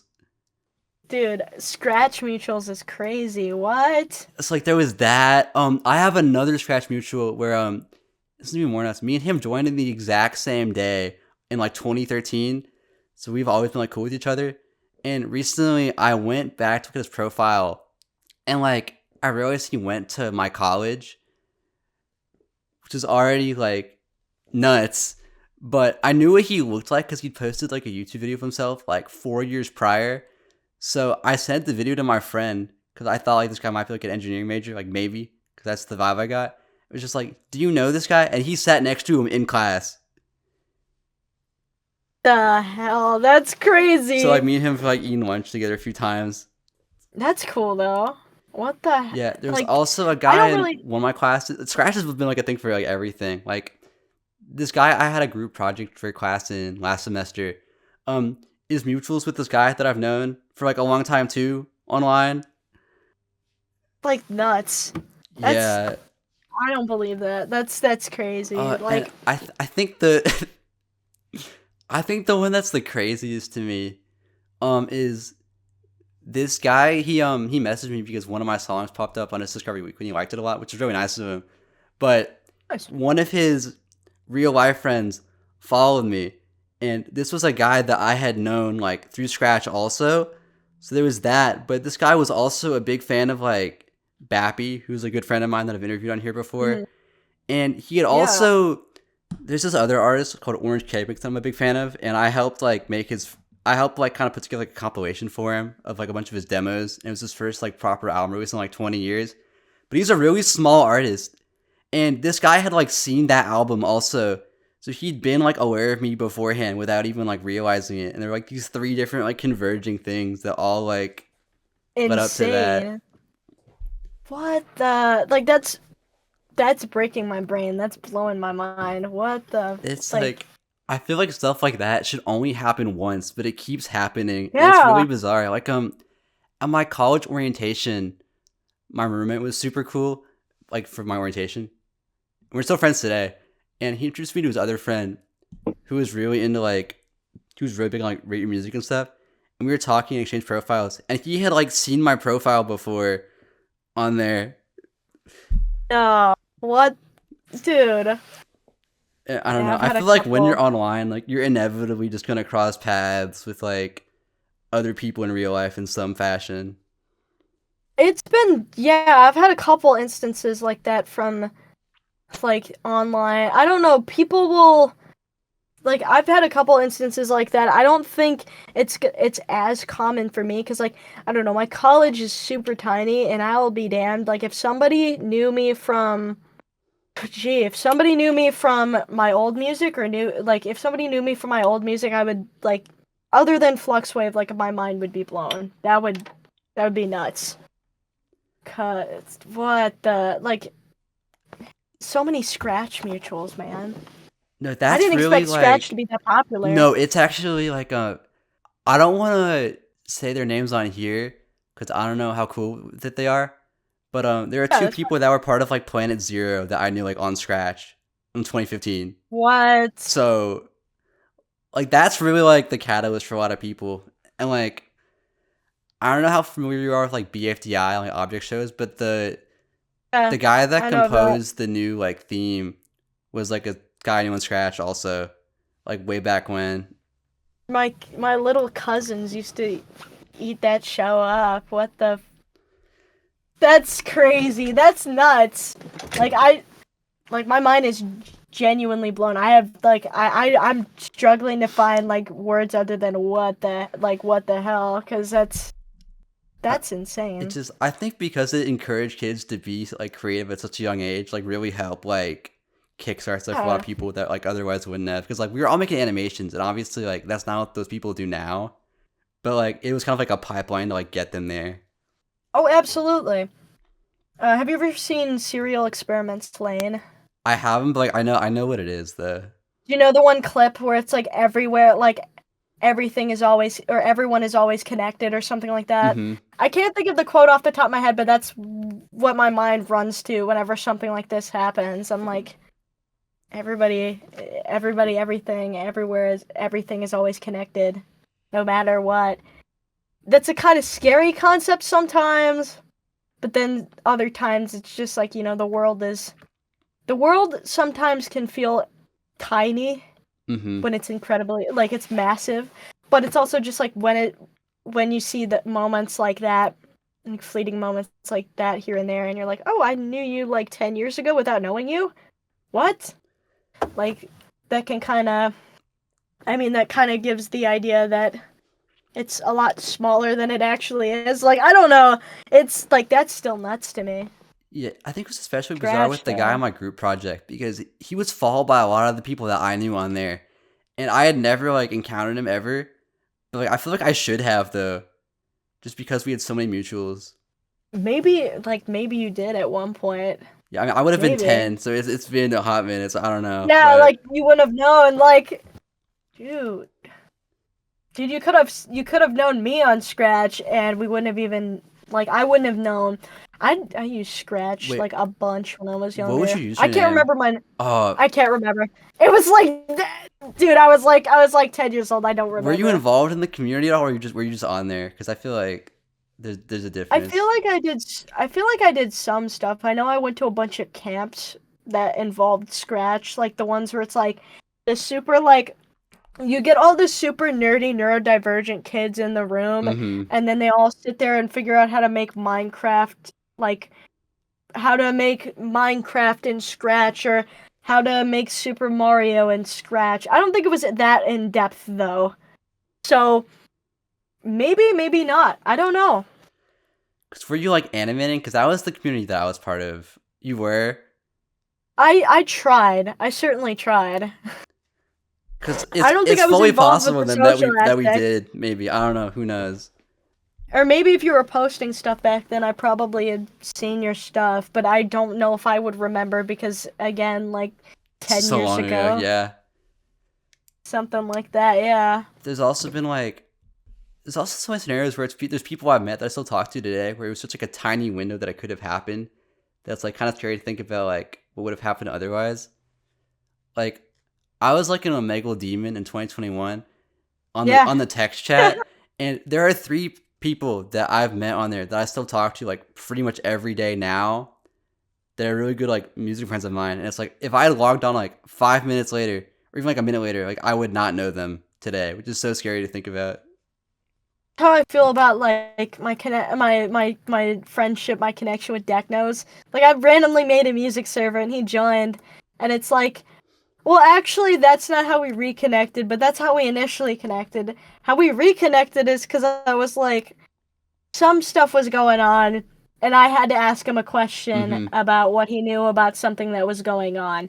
And we had like a long conversation, and we're like, why did we ever stop talking? We just kind of got busy, and then we started making music with each other again. Mm-hmm. And there you go. You get all the Deck Knows Newport Motel collabs. You get the song Bird. Like, that's still funny to me. Like, he sent it to me. He's like, yo, can you put a verse in on this? And it's a song called Bird. I'm like, yo, this is fire. This is fire. I love birds. Yeah. I think for me, another one of those like I wouldn't know you unless like X happened was because freshman year of college, so last year, it was the first week of like school when everyone was still like making their like friend groups and stuff. And my friend, she had this like Aphex Twin like sticker on her laptop, and this guy that we didn't know at the time like dropped his, or no, I think it was Echo 2K. It was Echo 2K. Um, Okay. but he dropped his water bottle, and like, so he had to like go down and pick it up, and he noticed the sticker after we started talking to her, and like that guy is like one of my best friends now. It's like if he didn't drop his water bottle, like I would not know him today. Um, that's kind of like stuff like that is always insane, and that's the same way with no Fluxwave. Like when I met him at college, dude, I sent him a message when he came in because he's class of 28. I'm class of 27 for that, Mm-hmm. and he sent me a message, or no, I sent him a message, and I was like, yo. We should hang out and jam sometime. And he read the message and never responded. And he was going out with a girl, briefly, who told him a lot about me and was telling him about my music and telling him about like how we should totally connect and how she bought a CD and then he bought a CD from me as well. And we were in the same. I didn't realize we were in the same sociology class, but we were in the same sociology class. And after that day, we just started talking like every single day. But if he hadn't gone out with that girl, he probably would have still left that message on red. I'm Yeah. still pissed off that he did that, by the way. I'm still mad about that. But at least we're friends now, so that's fire. Yeah, everything is like interconnected in some way. And that's kind of why I like doing these two, because I feel like it kind of bridges the gap like more and more every time I do it. And you did an interview with another one of my friends from a while ago as well. Was it If Exophilo? Exo, Yeah. yeah, yeah. I was. Oh God, I remember. Like I recently reconnected with them. I can't remember how. I think I shared my Discord through another Discord account because I had like a second account that I had that I added on, and I was like, "Yo, I crashed out and like deleted my one Discord. Here's my other one," and they're like, "Holy shit, it's you!" And I'm like, "Yeah." So we kind of speak occasionally on my little private server thing, which is Mm-hmm. fun. Yeah, I met someone That's recently that nuts. listens to them like in real life, and it was like a weird like mind fuck. That's weird. That's weird as fuck. But that's cool. See, I don't know. Again, it's like I feel like every year it just the circle gets like smaller and smaller. An individual who like I was kind of who I've been mutuals with for a bit. Star, I think it's like Echo XO or Star 2D. They said that they met someone at like I can't remember what concert they were at. I think it was like a Sir Chloe concert or some shit like that, and they knew my music, and I was like, what the fuck? Like I was dude, I was an even smaller artist then. I don't know how, like, that's insane. Like, that's nuts. But I feel like that's a good sign though that it's gonna keep going up though. That's already happening now. That's how I I would mean, think I hope about it. so. Yeah. I can only hope. Yeah. Moving on though to the next question. So your name is Newport Motel, which I think begs a pretty Yes. important question. And this is not a how did you get your name question. But what I Cool. wanted to know, given that motels are usually places that you would like stay at while you're like traveling, what are some of your favorite like trips that you've taken to like go places? Ooh. So my favorite of all time, and then yes, this trumps going to, because when I was like probably 8 or 9, I had to go on a trip, because my mom's friend was getting married in Italy, and God knows how we afforded that trip, but I went to Rome and I went to Italy. That was pretty cool. Got to kind of visit a little bit of my roots there, which was cool. But as much as I love that, as of like now, when it comes to current trips, definitely would say Toronto was one of my favorites, mainly just because I'm a massive Scott Pilgrim fan. Absolutely massive Scott Pilgrim fan. I got to see like Hillcrest Park. I got to see all the filming locations. I got to see Brian Lee O'Malley, the author's childhood home. That kicked so much ass. And because, 19 is the legal age for everything, I got to kind of partake and Mm-hmm. wink wink in whatever I wanted to partake in. And also got to hit the slots because that's the one thing I can say that's the one thing I can say. But yeah, I got to hit the slots for one time, Did and you that was kind of win? horrible. I won like $13, That's but it was too something. overwhelming. It was too overwhelming. And I kept getting ID'd. They kept going up to me because I was like arguably the youngest person in there. If you put me in there with a bunch of 20-year-olds, it probably wouldn't have been as bad. But it's like 50 and 60-year-olds. Yeah, I'm kind Yeah. of gonna stick out like a sore thumb a little bit. But other than that, that kicked so much ass. And then I also got to see like I got to hold a parrot on my arm because my family went to this like my brother and I, for shits and giggles, were convincing my parents to go take us to the like bird exhibit or something like that, and you could like feed these little lorikeets, and I had like 6 of them on my head, and then I got to hold this. I think it was an African gray on my arm, which was pretty cool. That one actually, that motherfucker spoke to my brother, and that was funny. Like he literally just said hi, and nobody else heard it. But yeah, Toronto definitely kicked ass. Like that whole like Canada trip, I'm trying to remember where exactly I visited. I know Toronto was 100%. I know I went to see like Niagara Falls and all that stuff as well. That was cool. Chicago, loved Chicago. The both times that I've gone to Chicago, the one time was to support somebody at a show, and the other time was to just kick around and have some fun, and to also look at, because I think I was looking at DePaul University at the time. Like, I had gotten accepted, but I was just looking at the place and, like, double checking to make sure that's 100% where I wanted to go. That one was pretty cool. I loved the city, like, in the next 4 years. Like, because of that trip alone, because of those 2 trips, like, that was life-changing for me. Like, I want to move to Chicago. Mm-hmm. That's a goal for me. And I got a lot of friends in the music scene over there as well. Like, I'm Yeah, I know a lot of decently the like connected. digital people like live there. Yes, yes. I remember when I did a show.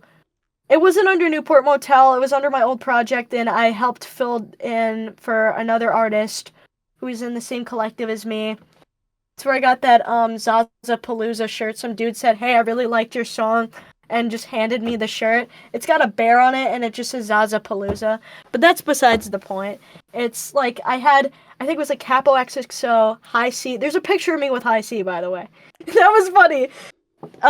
That or him, and then I got Zootsy's signature. Like all 3 of them, I got them all on my Chicago flag, which is now in storage. But that was cool. Those trips were kick ass. Wait, that wasn't like Honest to Fiona's God. World, was it? I'm trying to think what show that High C's been at that's like digital related. It might still be on the okay.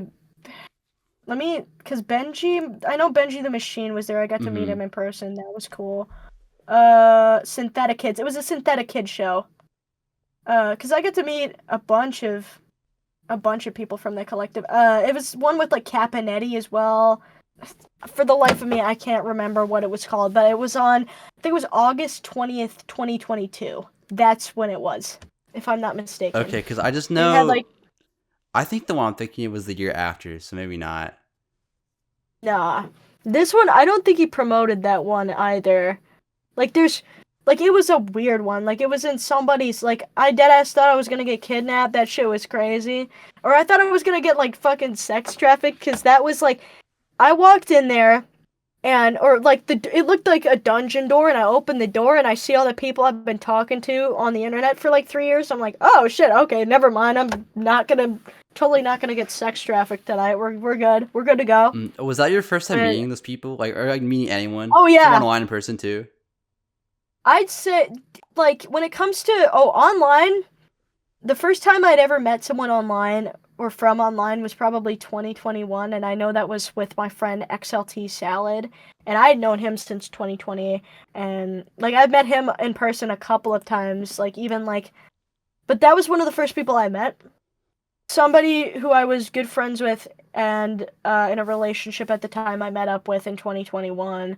And then 2022 is, yeah, that's pretty much when I met all my friends in person for the first time. Like, just, that was kind of insane. That was like enough to shock the shit out of me. Like, I was just like, you people are real. Huh? Like, that was wild, but that was cool. It was fun. Yeah, I had the same thing this last summer because I went to New York because my friends were doing a show. And, like, walking into that venue and seeing all of them at the same time was, like, it's so a little overwhelming. much. Yeah. Mm-hmm. But I had to check my phone the next day for pictures to make sure it was actually, like, a real thing that had happened. Because it's so hard to process. That's how I had to do with when I went to go stay with Slifer for 2 days. Because this is, like, slightly before he was in downspout. It was, like, I picked up my girlfriend in, like, Fort Worth, Kentucky, drove up to, like, Hamilton or some shit in Cincinnati, and he saw him walk outside, and he just was like, and I just fucking ran up to him, and we went inside, we recorded and all that shit, and I was just like, there's no way this is real. Like, I've been talking to this motherfucker for, like, 2 months on the internet, and even then, 2 months still feels kind of insane to me. Like, I already had this kind of, like, you kind of have, like, an image of what you think people are like. Mm-hmm. Because I don't know, the screen kind of, it's not like the generic, oh, you don't really know somebody behind the screen. It's like their energy feels different. Like, energy on screen and energy in person, completely two different things. And that's what makes those experiences all the more jarring for me and for anybody at that, it's like for anybody at all. Like, something like that, dude, kind of nuts. Because I feel like it's all the little things that you don't normally see you can actually, like, visualize. Also, you don't have, like, shitty frame rate for, like, webcams or something like that. You can hear somebody's voice clearly without, like, you can get as clear as you want on a microphone. It's I not think gonna be that's the what same weirded me as out the in most was because person. when I was walking into the venue, I don't think you know them, but I've interviewed them here before. But I heard Noah and my friend Carter, like, talking from inside the venue, and, like, I heard their voices. I was like, oh, I'm about to see them. And then when I saw Carter, like, I've known him for 10 years at this point, and, like, Damn. I was literally like a deer in the headlights when I saw him. Like, I didn't know what to do because it's so awkward because he hadn't seen me yet, but I saw him. It's like, no way, this is, like, real. That's so real. I never know how to act, even if it's people that I've met before. It's just like in person. It's just like, oh my god, I forgot you're real. Like, I didn't know you're real. That shit's always jarring. But I've done it twice now. It's always transited well. Like, I think I was worried about it at first, like, maybe we wouldn't get along in real life somehow, but, like, it takes some time. Give it like 15-20 minutes, and give it 15-20 minutes. Maybe, like, it always takes like an hour or two max to get comfortable with each other. And if you're not getting comfortable with each other, then either you're not talking to each other. This is so hard for me. Like, this is so difficult for me. The one thing that made it a lot easier is I have to kind of, like, just face it and just kind of, like, I already have trouble with, like, direct on eye contact and, like, meeting, like, I don't know, facing towards people when I'm talking to them or when they're talking to me. And that kind of stuff makes it, it's a little more painful at the very beginning because it's like, oh my god, I'm so anxious, I'm so overwhelmed. But it makes things a lot easier in the long run, I think, because you're kind of, like, you have to just get used to seeing it, get used to hearing it, get used to doing it, and then you're just kind of like, oh, I'm off and running. No biggie, no big deal. Yeah. By the end of your, like, little trip, you know, you're just like, yeah, I've known this person for years in person. Like, that's what it feels like. That's what it tends to feel like, at least. Yeah, hopefully I can do that again this year because there's another show that's being planned that I'm hoping I can make it out to. So we'll see. Ooh. But that'll be really fun if so. And speaking of shows, actually, we talked about a little bit earlier, but last year in May, you had the chance to perform live at Cave Akron. As far as I'm aware, that seems like it was your first time performing live. So I guess how was the whole experience for you? And how has it been participating in your local scene? Because I know you're fairly involved with that, even though it's not exactly like your kind of music. I try my best to. I know it's very hard for me personally to, like, go to shows all the time. but I try my best to at least conversate with these people on the internet, and because we've got like Ohio DIY pages, and I've got other I've got another account, and I follow absolutely everybody on there, and I talk to them and have normal conversations, and then they'll see the name Newport Motel pop up, and that's when they'll be like, oh, I want to come to your show. But it's still a slow process, but I'm still trying to get people familiar with seeing the Newport Motel name to get them intrigued enough to go see me. Mm-hmm. I'm trying to build up some funds and some time to be able to go see shows. Kind of difficult, especially for like hardcore shows. I have to take a couple people with me because like I'm fucking like I'm chill and whatnot, but it's like I'm 5 foot even. I'm gonna get fucking murked in one of those pits. So I kind of have to have a couple people with me to make sure I'm good to go. Mm-hmm. But I guess the kind of thing that draws me to, like, I'd say this kind of stuff that draws me to the Cleveland scene and the Ohio scene in general is just, it's so diverse. I haven't heard anybody, I feel like I haven't heard anybody like me in there, and that's why I want to kind of change that. I want to be like, okay, well, I want to make a space for, I'd like to try to make a space for absolutely everybody. Mm-hmm. I'd like to try to meet up with absolutely everybody and kind of figure out where I'm supposed to be, where I belong. Cause like there's a lot of electronica stuff, but it's like all experimental noise stuff, and I love that stuff. But it's like people get a little bit when they're it's like I've tried doing like, I don't know, shows with some of those artists, and they're like, but you don't really fit on the bill. And it's like, where do I fit? Because the hardcore people don't want me either. It's like it's a slow process, but I'm slowly kind of meeting people and trying my best to get to know people and all that. Yeah. And then in terms of performing live, like, I guess how was that? Like, how do you feel it went? For a first show, I think I did pretty damn good. I personally, like, looking back at it, I physically cringe. But my whole thing is, if I felt good about it while I was doing it, and I wasn't freaking out, then I was successful. I mean, I have a lot to work on in terms of stage presence, in terms of all of that. It's gonna be a lot easier because I'm gonna be able to move around. I don't just have a mic in front of me, and I don't have to plan songs down to a T. I can kind of just go off of them a little bit easier, the way I'm gonna be doing it. I mean, I was so nervous. Like, I had the opportunity and the chance to go meet the people who were filling in for CIA members, and I was too nervous to do it. Like, I could have met Alice, like, a year earlier, but I was just too nervous to do it.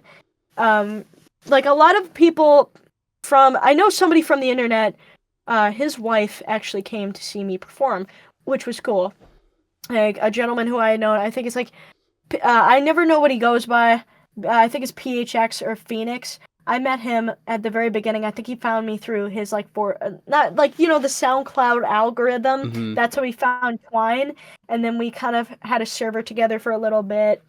And he had his wife go out to see me. And so I have a picture with his wife, which is kind of, like, nutty to me because I knew this dude online, and his wife is filling in for him and going to see me in person to play.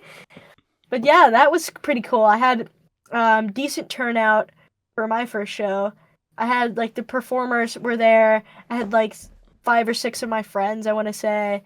Some of my friend at the time's friends went as well. My ex came as well to do videography. So any like, I don't know if the pictures are still up. I think I took them down after some stuff. But like, a lot of the pictures from that show and the video stuff from that show was done by her, so that was pretty cool. But I feel like I did decent for a first show, but I would certainly like to improve a lot more, and I think I've been in the process of doing that, kind of working my way up to it. Yeah, oh yeah, and then the subway surfers footage in the background. People got a kick out of that. People thought that was funny as hell. But it took me like a minute and a half to do. I looped it. I did Subway Surfers footage and I looped it, and then I did like Felix the Cat, and then like a drawn on shitty like Newport Motel logo. Because they're like, hey, do you have visuals? And I was like, I can make visuals. And so that's what I came up with for the time. But yeah, I was like, have to keep everybody's goldfish brains on lock, which is real. Yeah, and do you think you would ever take some of that, like, I guess, like, the local scene influence and, like, put it in your own music at all? Or would you rather, like, have your own sound, kinda try to push that towards the scene? Definitely, I mean, I've taken inspiration from the local scene, specifically Cincinnati, because I know everywhere has got, like, if you wherever there's like queer people, wherever there's trans people, wherever there's like a big community of people in particular that are into experimental music, there's going to, or anything that's outside of just hardcore rock or indie or pop, there's going to be that big experimental wing. There's going to be that big like noise wing, and I feel like being involved in that and seeing how dynamic and how just carefree they are with the way that they do stuff, it's definitely inspired the way that I sample, and it's definitely inspired the way that I choose to go about presenting myself. Because I feel like when I say presenting myself, I mean in a sense of just like, I'm not as uptight about, oh, I want everything to go perfectly. I want to take anything that goes wrong and turn it into a right moment Mhm. instead of just being like, "Oh, I'm sorry. I screwed up. I'm so sorry." Like I could turn that moment into something. Absolutely. Like I mean, I don't know if like when it comes to like I don't exactly know how to word that in a like a I don't know how to give a good example of that, but it makes sense to me. I feel like if and when that time comes, like I'll be able to handle it well, cuz I feel like I've seen enough improv noise shows and they've been chill enough having zero content to go off of uh to be able to do their own stuff. Mhm. I admire that. I just admire the way of just thinking outside of the box, and I kind of take some inspiration from that as well, in terms of trying to experiment with noises and sound, not just sampling, not just like taking from a drum kit I found. It's just like hitting the table, sampling the sound of the space heater, sampling the sound of like the shower running, something like that. Mhm. Which that's stuff I intend on doing more so in the future. But that's in terms of implementing pieces and parts of the scenes, like the Cleveland or the Ohio scenes sound into my music. That's kind of the direction I've been like taking things into, I suppose. Just a little bit of Yeah. taking bits and pieces. That makes sense because I wouldn't expect you to come up with, like, a whole, like, noise song or anything, although I know you do have that, like, No, industrial-esque thing, like, coming, but that's still, like, a feature, not, like, a your own thing. yeah, and I mean, I had my own, and I kind of know a little bit of how to work with the way that they kind of work with ambient sounds and the way that they work with noise. I see noise and ambience, like ambient soundscapes and noise, as like the yin and yang of each other.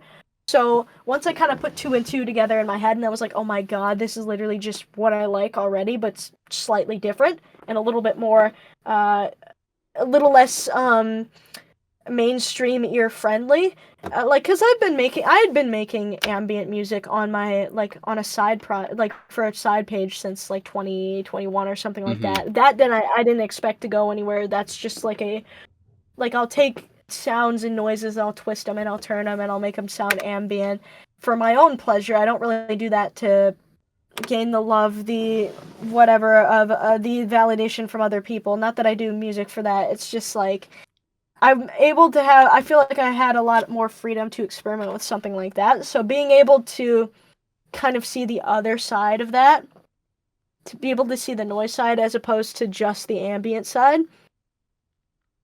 I mean, that's cool as hell to me. And I feel like that's going to help make me a better artist in terms of the sort of things that I'm open to experimenting with. No, for sure, yeah. Moving on, though. So, I've really been enjoying a lot of your songs as of late, but one that stuck with me in particular is "Go Back," which was also part of the music video, which is not up anymore. I forgot how I found it because it's unlisted, but I was still able to see it somehow. I I'm planning on editing out.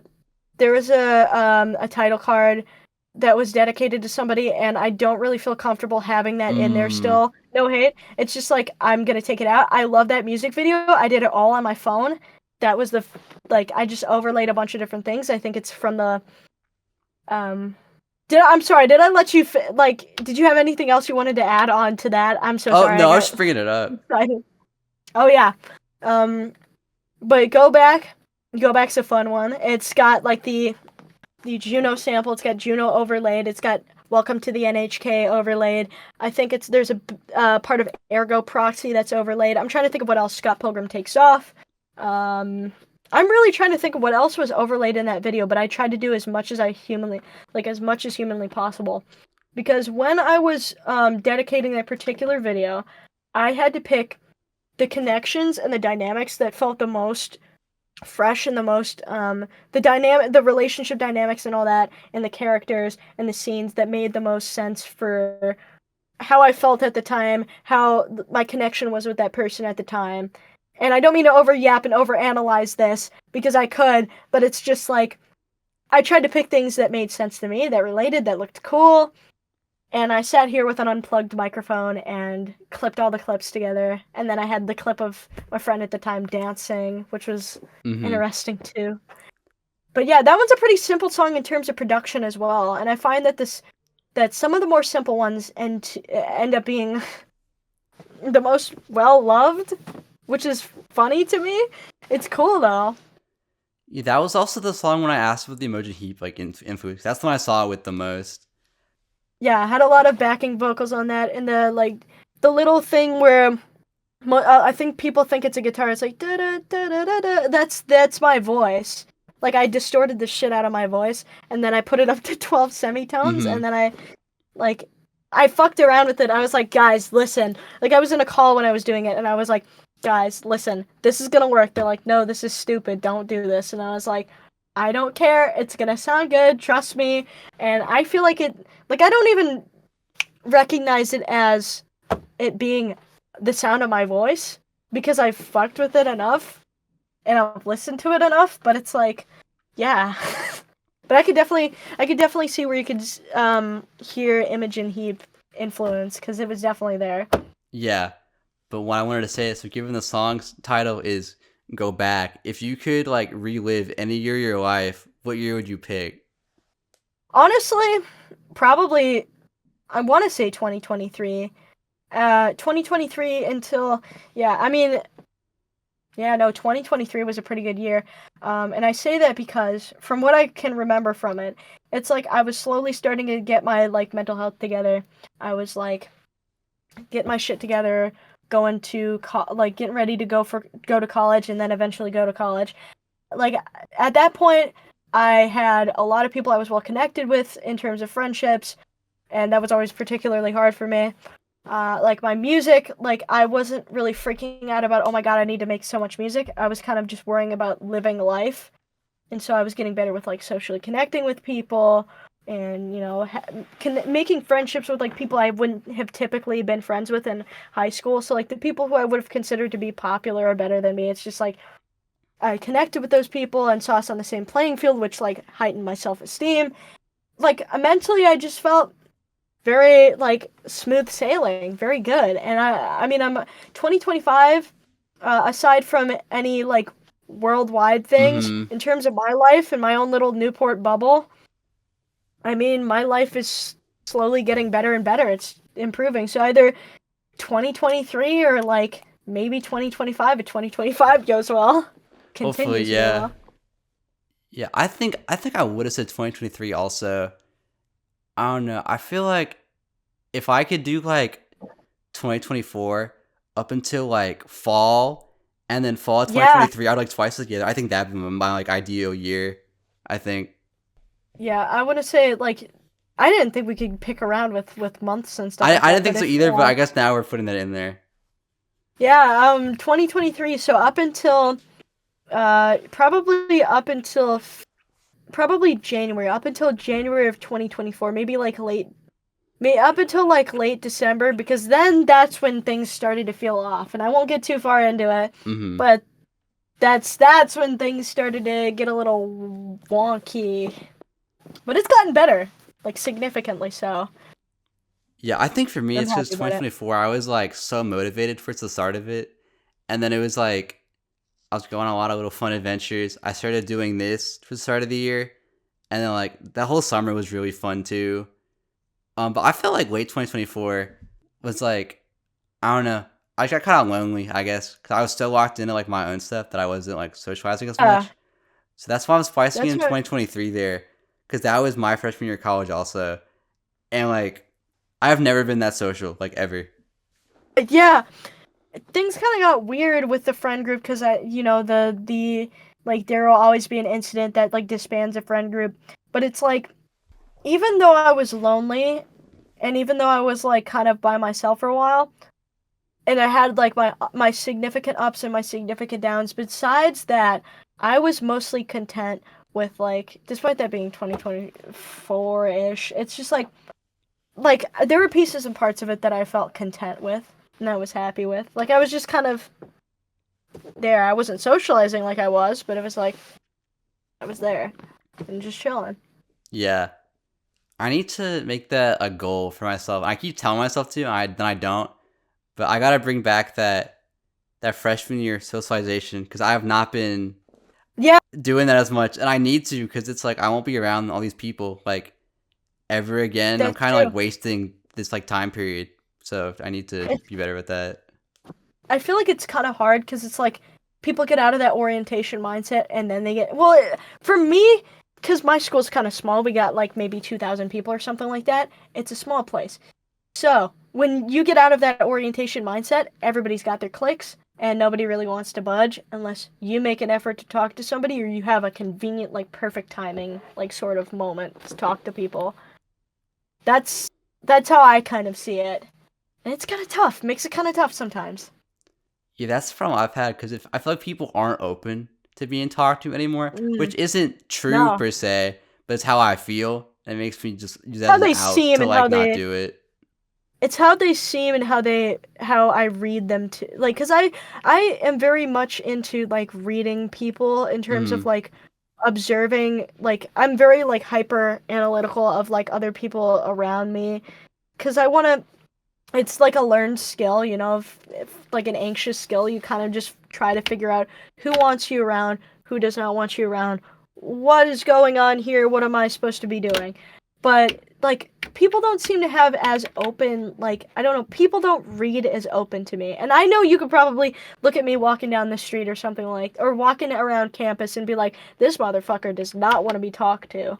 But like even I have the same problem. It's just like I feel like people don't like nowadays, I think it's probably just with our generation. It's just like with the phones and with everything and social media and the internet and COVID and all the whatever you want to say.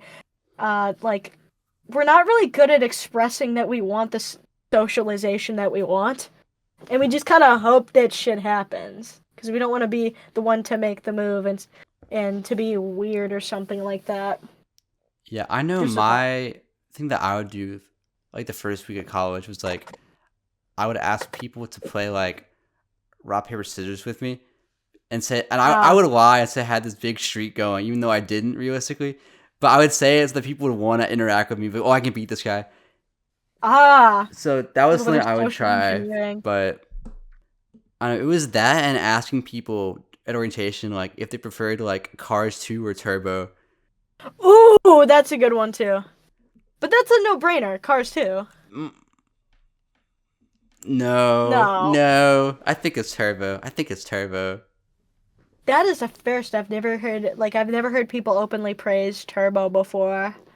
It's like I Damn. watched Cars 2. I think part of it's because I watched Cars 2 so much when I was little that I'm like burnt out of it now.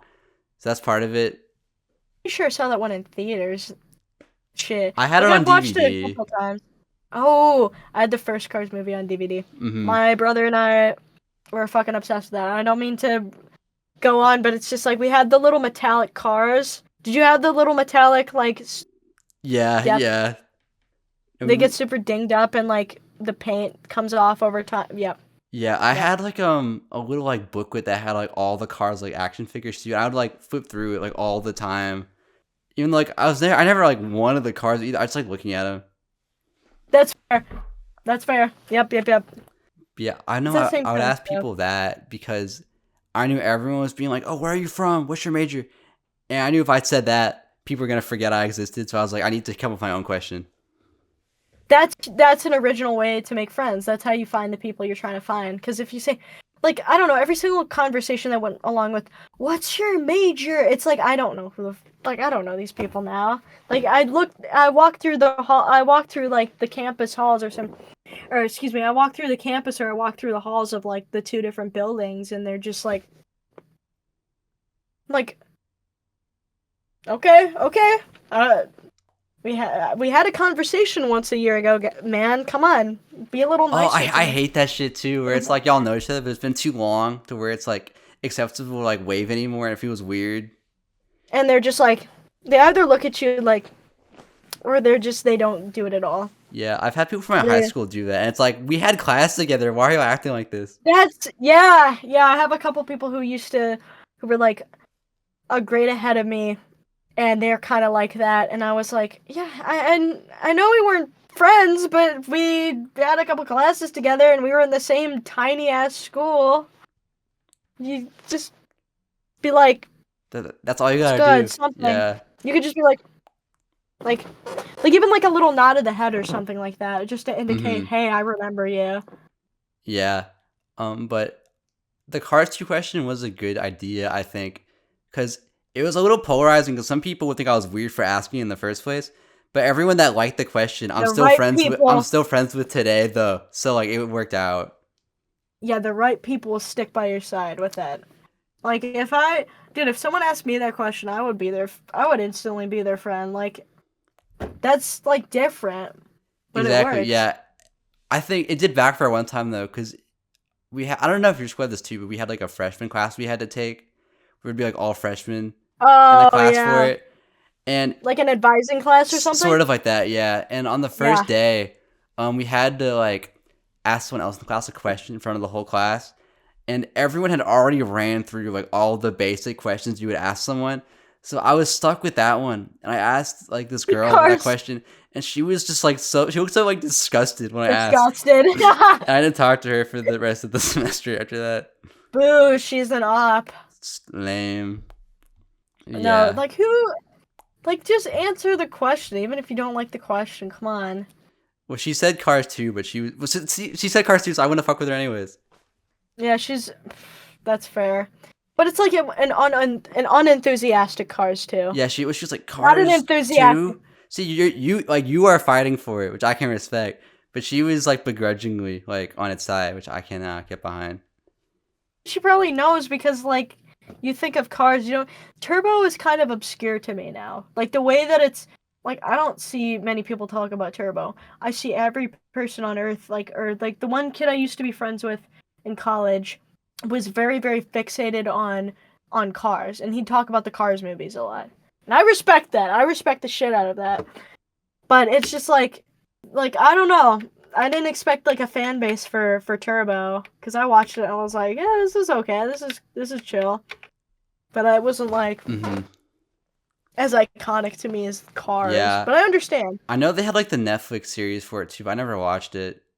Netflix series are always a no go. Yeah, but it Except was like a like 2D animated Turbo Netflix series that had like multiple if it's a seasons. spin if it's a spin-off, if it's like a spin-off, and when I mean a spin-off, I mean like a spin-off of a movie, and there's like it just pops up there one day, it's probably not going to be any good. Probably, Because yeah. I can say, like, I can shit on spin-offs all I want to, but I remain as a diehard Scott Pilgrim Takes Off fan. That is one of the best like Netflix series I've seen in a while. That one, I'm trying to think of the one where the dude was being stalked. I think it was Baby Reindeer. That one was pretty good. It was like yeah, I think it's Baby Reindeer.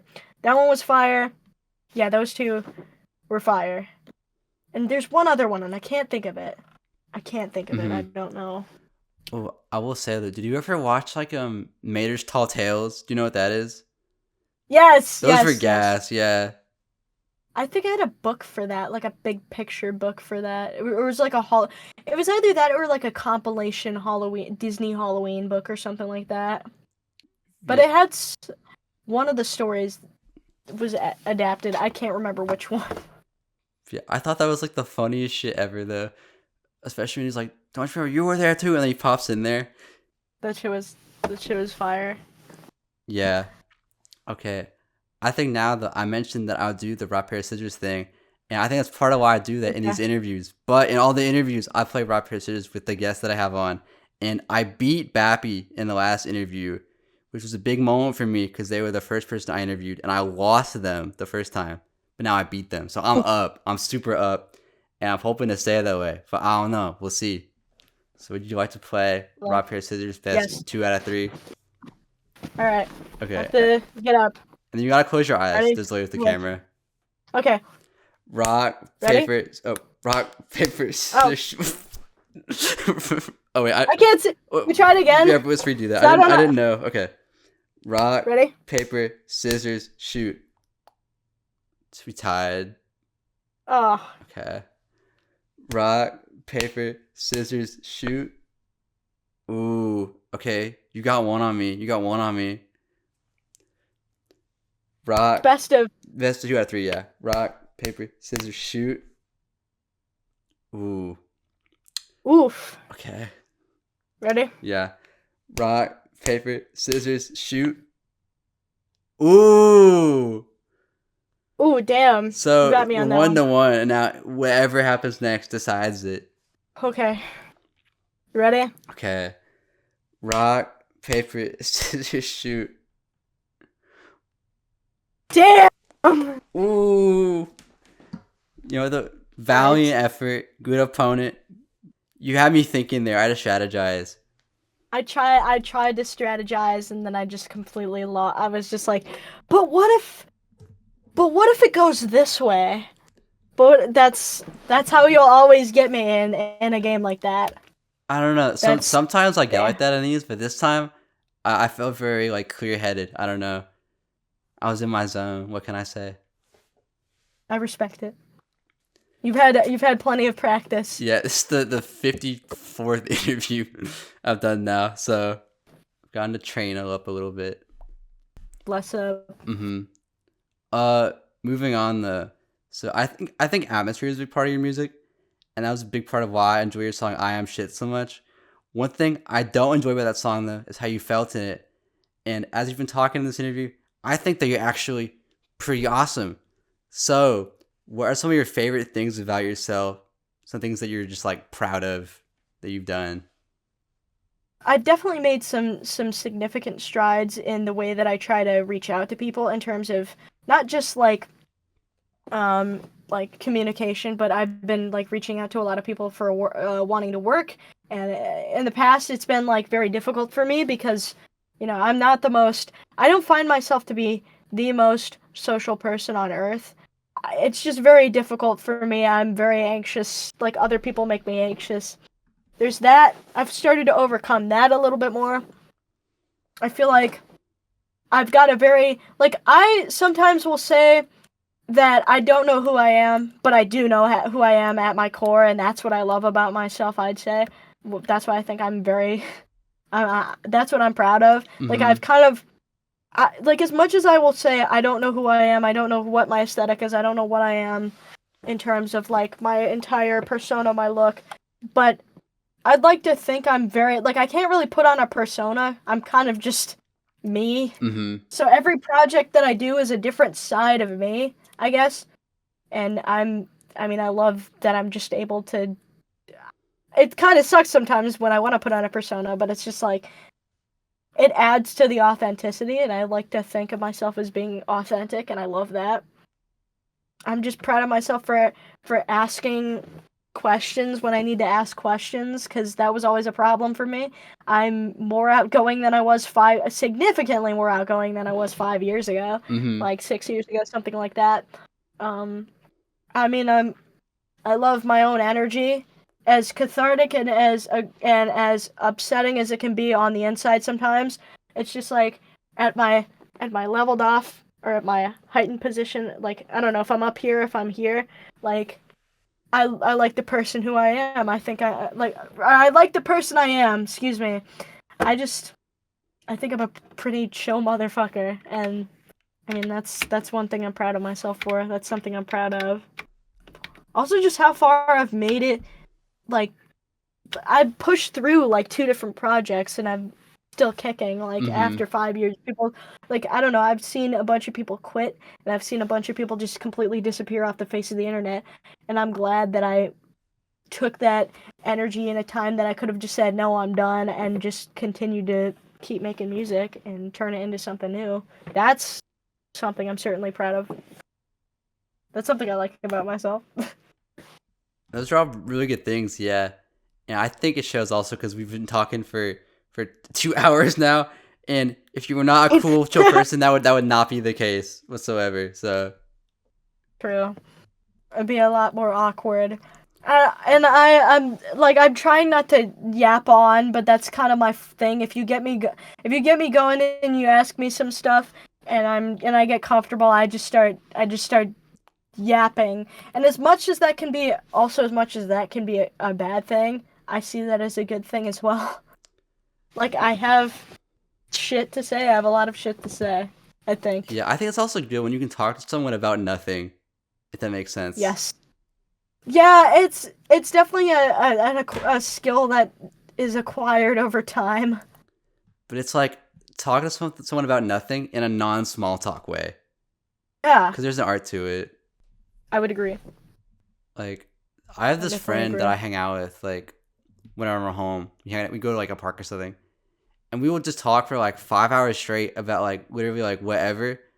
And there is, like, no thought put into that. It's like, I can only do that because I'm so comfortable with him that it just, like, comes out. Yeah, It's, like, hard to get me there sometimes.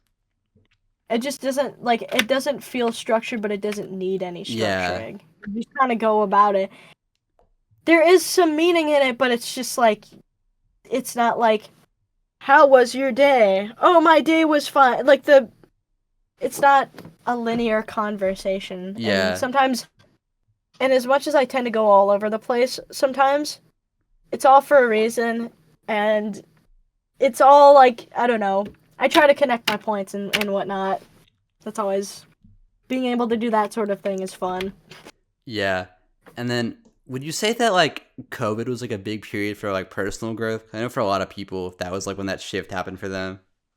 Absolutely. I mean, it definitely it gave me some things to work through as much as like I don't know, I feel like I was able to start really growing and maturing as a person like cuz I feel like it's one thing if you're like 14 and can have and feel more comfortable with having conversations with like trusted adults or something like that. You know what I'm talking about? You're thrown into a room of adults as compared to like a room of people your own age. It's like you can't socialize with the people your own age, but you can socialize with the adults. That's kind of what I was like, and so being able to like I was kind of able to hone in on that like maturity, and I was able to kind of like building blocks of. I can't say I was mature 5 or 6 years ago. I can say I'm definitely more mature than I was 5 or 6 years Well, ago. I'd hope so. Uh, yes. I mean, I'm like 20, so I'd hope so.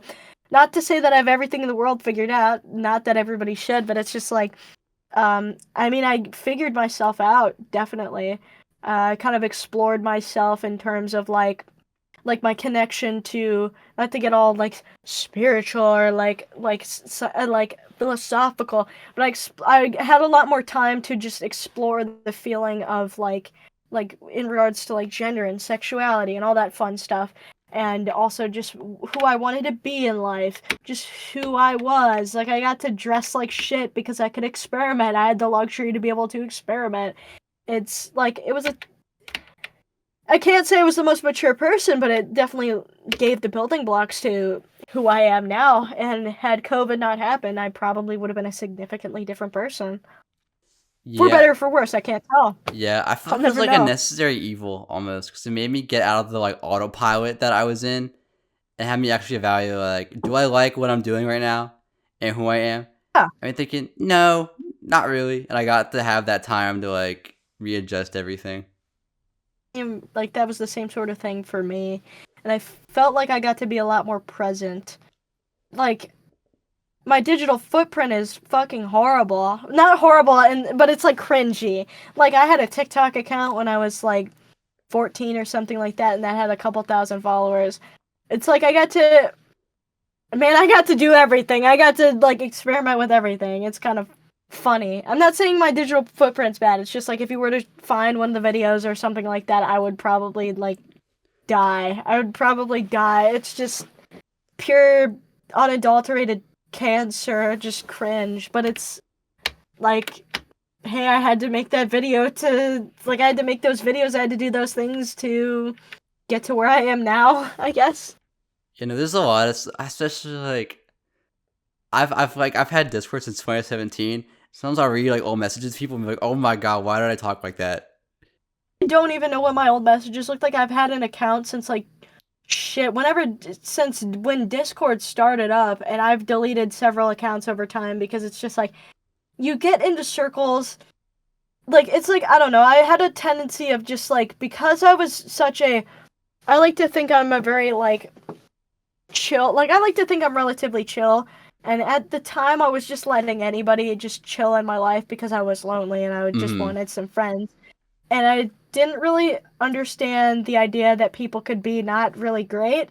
So, like, I can only imagine what looking back on old messages would be like. I can see old videos of myself, because I used to, like, video log for myself, but, like, even looking at those, I'm like, God, really? Why would I say this? Why would I do this? This is so stupid. Like, Yeah, I I think those are know. so important though, because you see like where you were at Mm, that time in a very like candid way.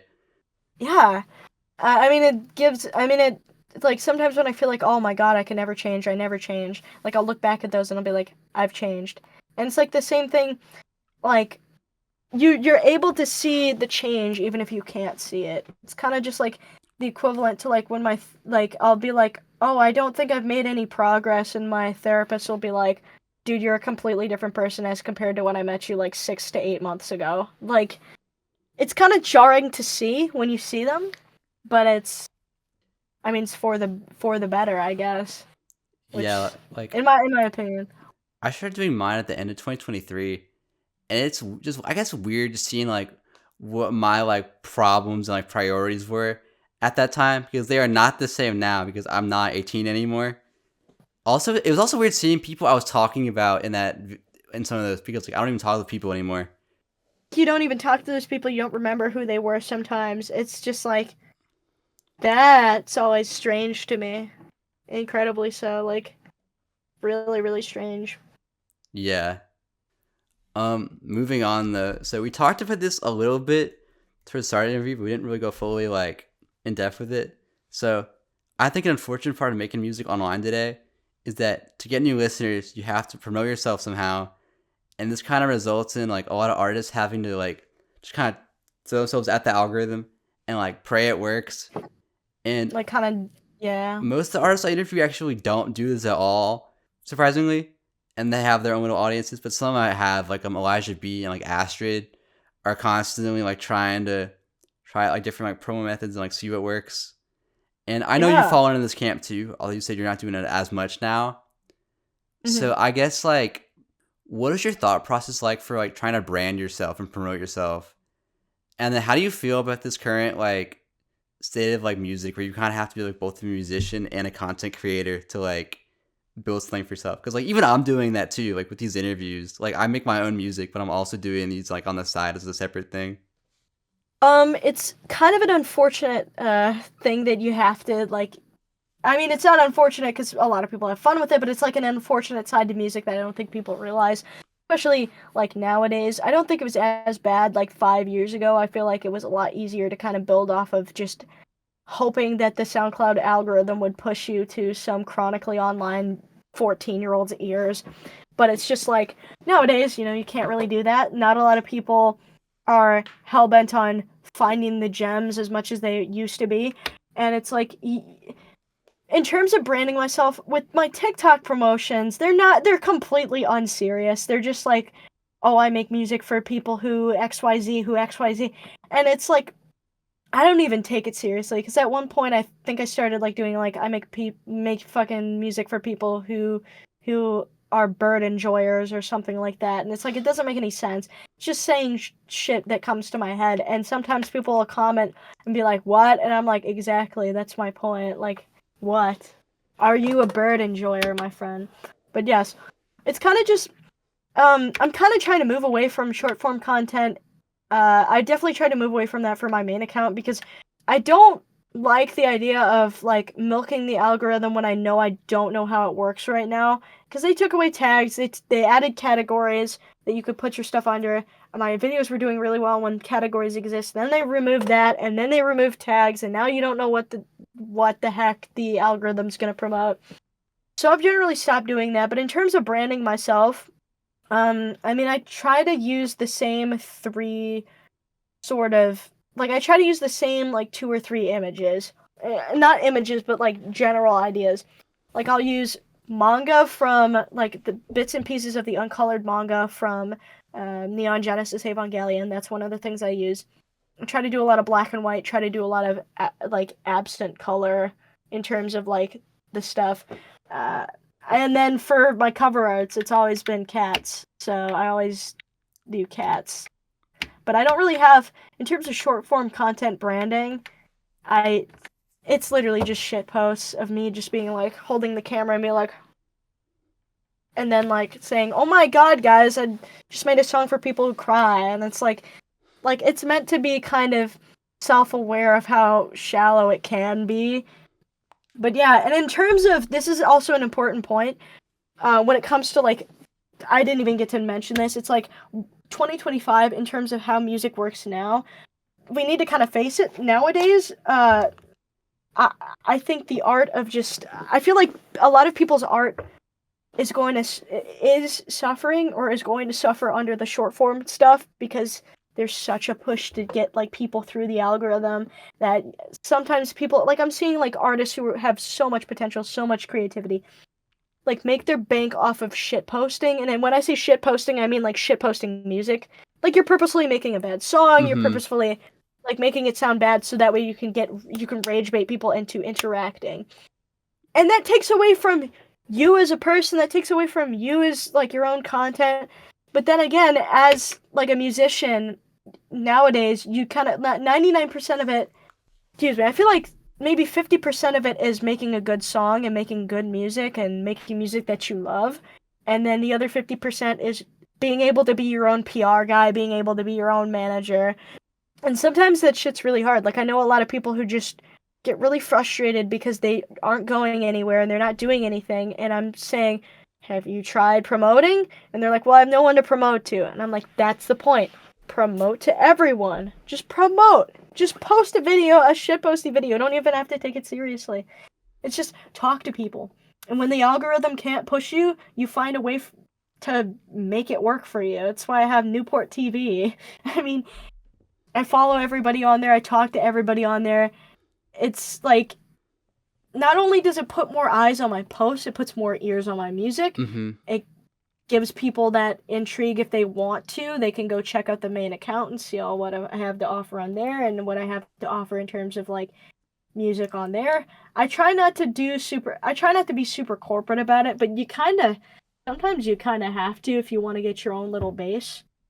And there's no shame in it if you're staying true to your own values, man. If you're staying true to your own music, if you're making the music you want to make, I see no problem in promoting, but sometimes it can come off as quite shallow. But it's just, that's life. You just have to learn how to promote. Yeah. Even if it's stupid, like even if you think it's stupid or shitposty, you have to do it. You have to. That's just, either do that or pay for a sponsored post, because a lot of the artists, like especially the bigger artists, that you're seeing pop out of nowhere, and you're like, wow, this person's really good, I wonder where they came from. A lot of them are industry backed, and a lot of them took the time to go like get their image redefined, to go get their posting schedules, and there's money behind it, there's stuff behind it, there's backing behind it, and like they don't just blow up overnight. You have to put years and years and years into it, or you have to have a lot of money to be able to push for promo posts. But there's that, I guess. Yeah, one thing I've been having to get over That's not cool. recently is like feeling like almost like embarrassed when I release music and like post about it. This has been something I've been trying to get over, but it's like I felt that again when I posted the song last night, where it was like I'm putting these things on the world that I like, and now I have to make people like care about it somehow when they have no reason to. It's like I don't know. So that part doesn't feel great to me. I'm trying to get over that. And sometimes it feels like it fucking sucks, especially if you're like, I don't know, you get a like, I don't know, with the Newport TV stuff, sometimes I'll get people being like, I don't fucking care, and I'm like, okay, okay, you have the freedom to not go check this out. I'm proud of it, but if you don't want to check it out, doesn't kill me. It's completely fine. Mm-hmm. It's hard sometimes. We've got two groups of people. You got the people who are scared to post because they don't want to like get in the way of everybody's stuff and they don't want to like be embarrassing or corny. And then you've got the people who are afraid of falling off. And it's like both of those things to me fall under the same idea of you're not even on yet, so you might as well try. Like you're not on the Billboard Hot 100 yet. You're not playing like 1,000 shows a week. You might as well try and give it a go because people might fuck with it. In terms of the falling off stuff, people need to stop worrying about that. Just make music to make music and find your people, because you will find your people. It's a little discouraging when a song you like does bad, but stop falling off. And then just try not to be scared of posting because of like 99.9% of other people. The 1% being the people who have like a team backing them and money. Like, a lot of them are worried of the same sorts of things. That's what I kind of think. Like, people need to just kind of say fuck it and do it. And if it doesn't work out well, archive the post. Like, do what you gotta do to make yourself feel a little bit more comfortable. But you didn't fall off. You didn't annoy people. You just have to kind of go for it. Mm-hmm. Especially if that's what you love doing and and you fucking love music. You just go for it. Yeah. Also, with the connections thing, how do you know Evie? Because I saw they followed the Newport TV account. EVFM? Oh, I followed them on here. Oh! Because that is my roommate from last year's friend. And I saw that, and I was like... What?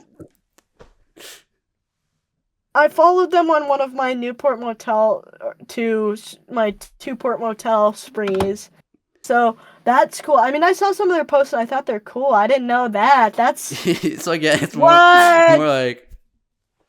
Everything is always connected. Yeah. Everyone, everything. That's kind of nuts. Yeah, I don't know them personally, but I do follow them. And I saw that they follow the show as well, which is cool.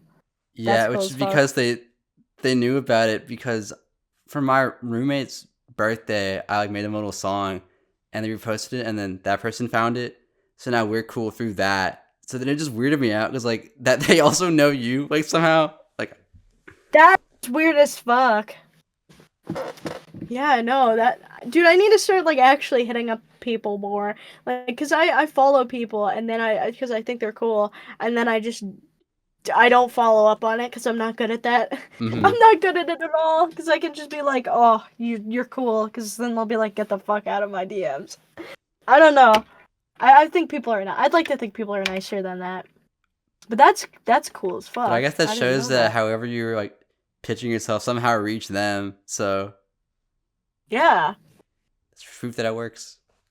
Newport truth. Yeah. Oh, and then I meant to ask this for the start, but like, why the cats for all the covers? Like, what's the reason for that?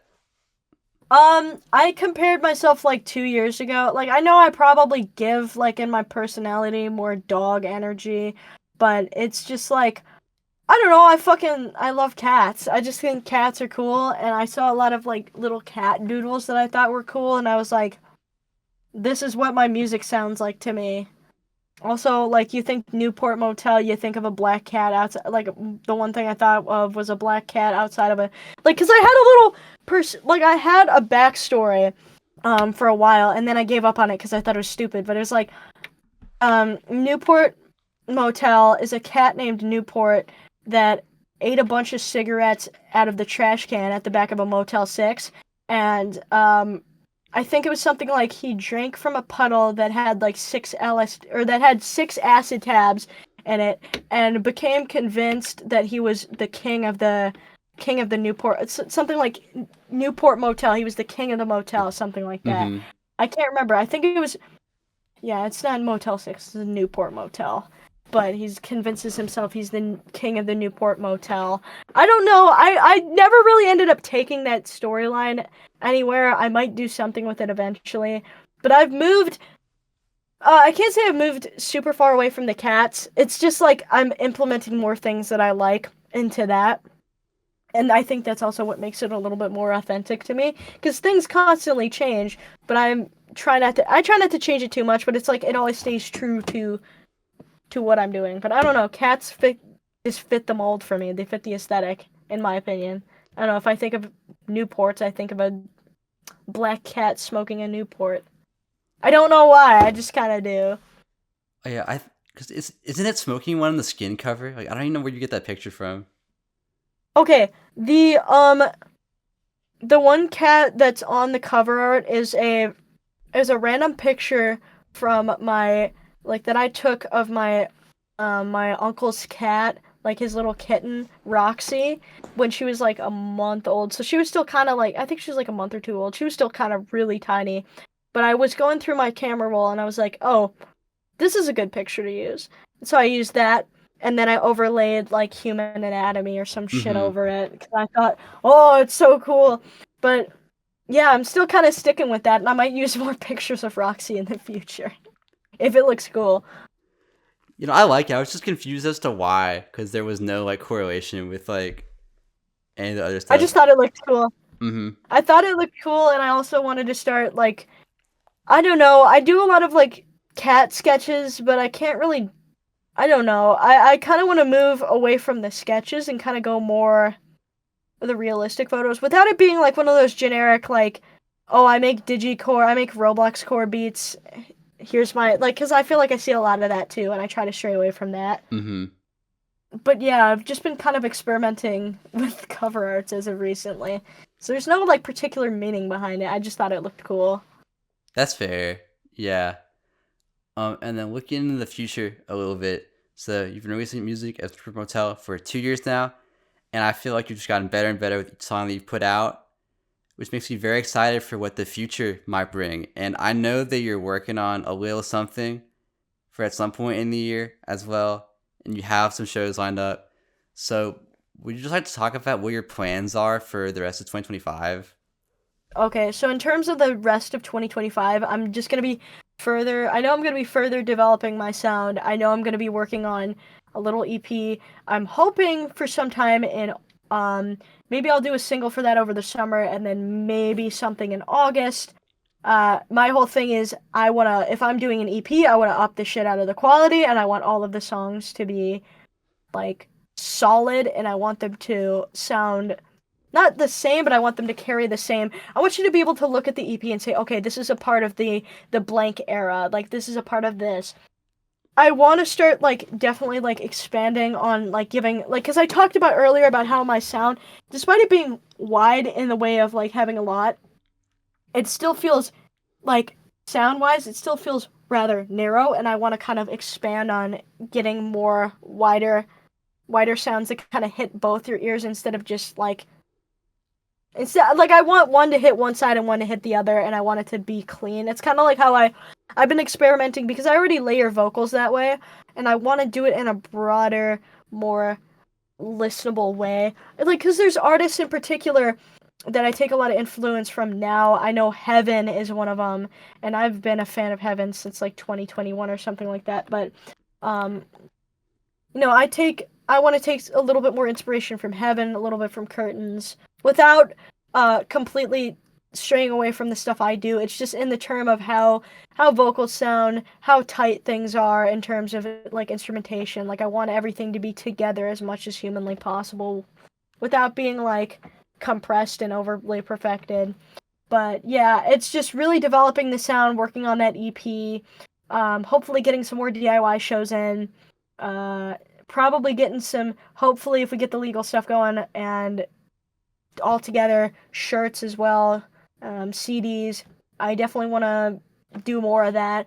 But the future, besides that, I mean, I think that's a pretty clear plan. I hope to work with more people as well. Um, I know my goal for the end of this year is to try to work with Reserve. I know that's kind of a hard one, but I'm like a mega fan and would love to. I'd love to try. Mm-hmm.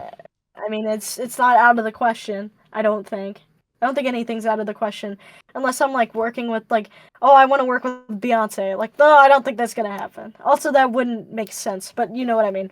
Um, but yeah, I mean, he's got a couple thousand followers. It's not out of the question, but you know, hopefully try to work with him. Hopefully try to work with some new people. Kind of get my sound further developed. Get more of an image out there. Probably merchandise as well by the end of 2025. I want to get merch out. Mm-hmm. Just further expanding and building off of what I already have. Like that's my main plan. Yeah, and then is there anything you want to like manifest maybe? So we can look back on this later and be like, did it happen? Did it not?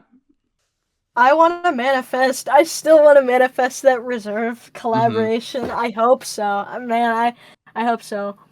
I want to manifest that or a proper downspout show. I'd like to get multiple members, if not all the members, to do a show together. I don't know where that would be. Maybe in Ohio. But if we can find somebody who can help us figure it out, then I'd love to do it. That would be incredible. But yeah, downspout show or also the reserve collaboration. I'd be over the moon to be able to do something like that. So yeah, hopefully everything you're hoping for and more happens in 2025 because we're only like a quarter through the year so far. So like, there's still a lot to go of what could happen. We'll see what's up. We'll see. Yeah. Um, and I think our time is also up for this episode. So as it comes to a close, is there anyone you'd like to give a shout out to? Oh, I would like to give a shout out to, and I will like read this off. I will. Okay. Oh my God. I want to make sure I get everybody. Okay. First off, I want to give a shout out to you, Thank Hidden you. Driveway, my goat. Thank you so much for giving me the opportunity to speak with you, to you know, also show my yapping to a wider platform. That's pretty awesome. Thank you so much. I'd like to give a shout out to everybody in Downspout, so Cypher Official, Fluxwave Productions, Wow KT, One Wow KT, Slifer, Alice, Perfect Turk, Sleep, Deck Nose. All of them are awesome, incredible. I want to give a thank you to the awesome people at WJCU who are supporting me as well. My radio friends, my radio buddies, and everybody else for, you know, I mean, everybody else who has either swiped up to talk to me or liked a post or liked a song or shared their story about how a song like made them feel like, I mean, because I've gotten a couple of those and it's really touching to me. So I'd like to thank, I mean, there's too many people to thank. I just want to thank everybody. I just want to shout out to everybody. All right. Yeah. But yeah, Well, shout out all those people. But most importantly, yes. shout out Newport Motel. Thank you for doing this. I've been really excited to do this. One of the ones I've been. Oh my God. That's how excited I am. One of the ones that I've been the most excited to do in a while. And I think it was worth it. Definitely my favorite interviews that I've done. Also, just because like it's definitely one of the longest ones that I've done, and I didn't know you like at all before this, so like that's pretty good, all things considered. Yeah. And I know we've talked about doing some stuff in the future as well, so excited for that when it happens as well. I didn't want to say too much about that, but Yeah, it's well, 'cause exciting. it's an idea, but I think it'd be pretty cool once it happens. Oh yes. But all the links will be in the description down below. So if you're not familiar with them and you're at the end of the interview, which would be kind of crazy if you hadn't checked them out at all before this, but please go do that. That's the GOAT. I'll also add 3 of my favorite songs for them to the Hidden Driveway playlist that are on both Spotify and SoundCloud. So if you want a quick like intro to their work, that'll be there too. And yeah, is there anything else that you want to say? Shout out Downspout, shout out Ohio, shout out Cleveland. Have a lovely rest of your day and rest of your evening. That's to you. That's to the viewers. To everyone. Live your best life. You know. All right, well, I'm Amu. This has been the Hidden Driveway Show. Thank you for watching. Goodbye.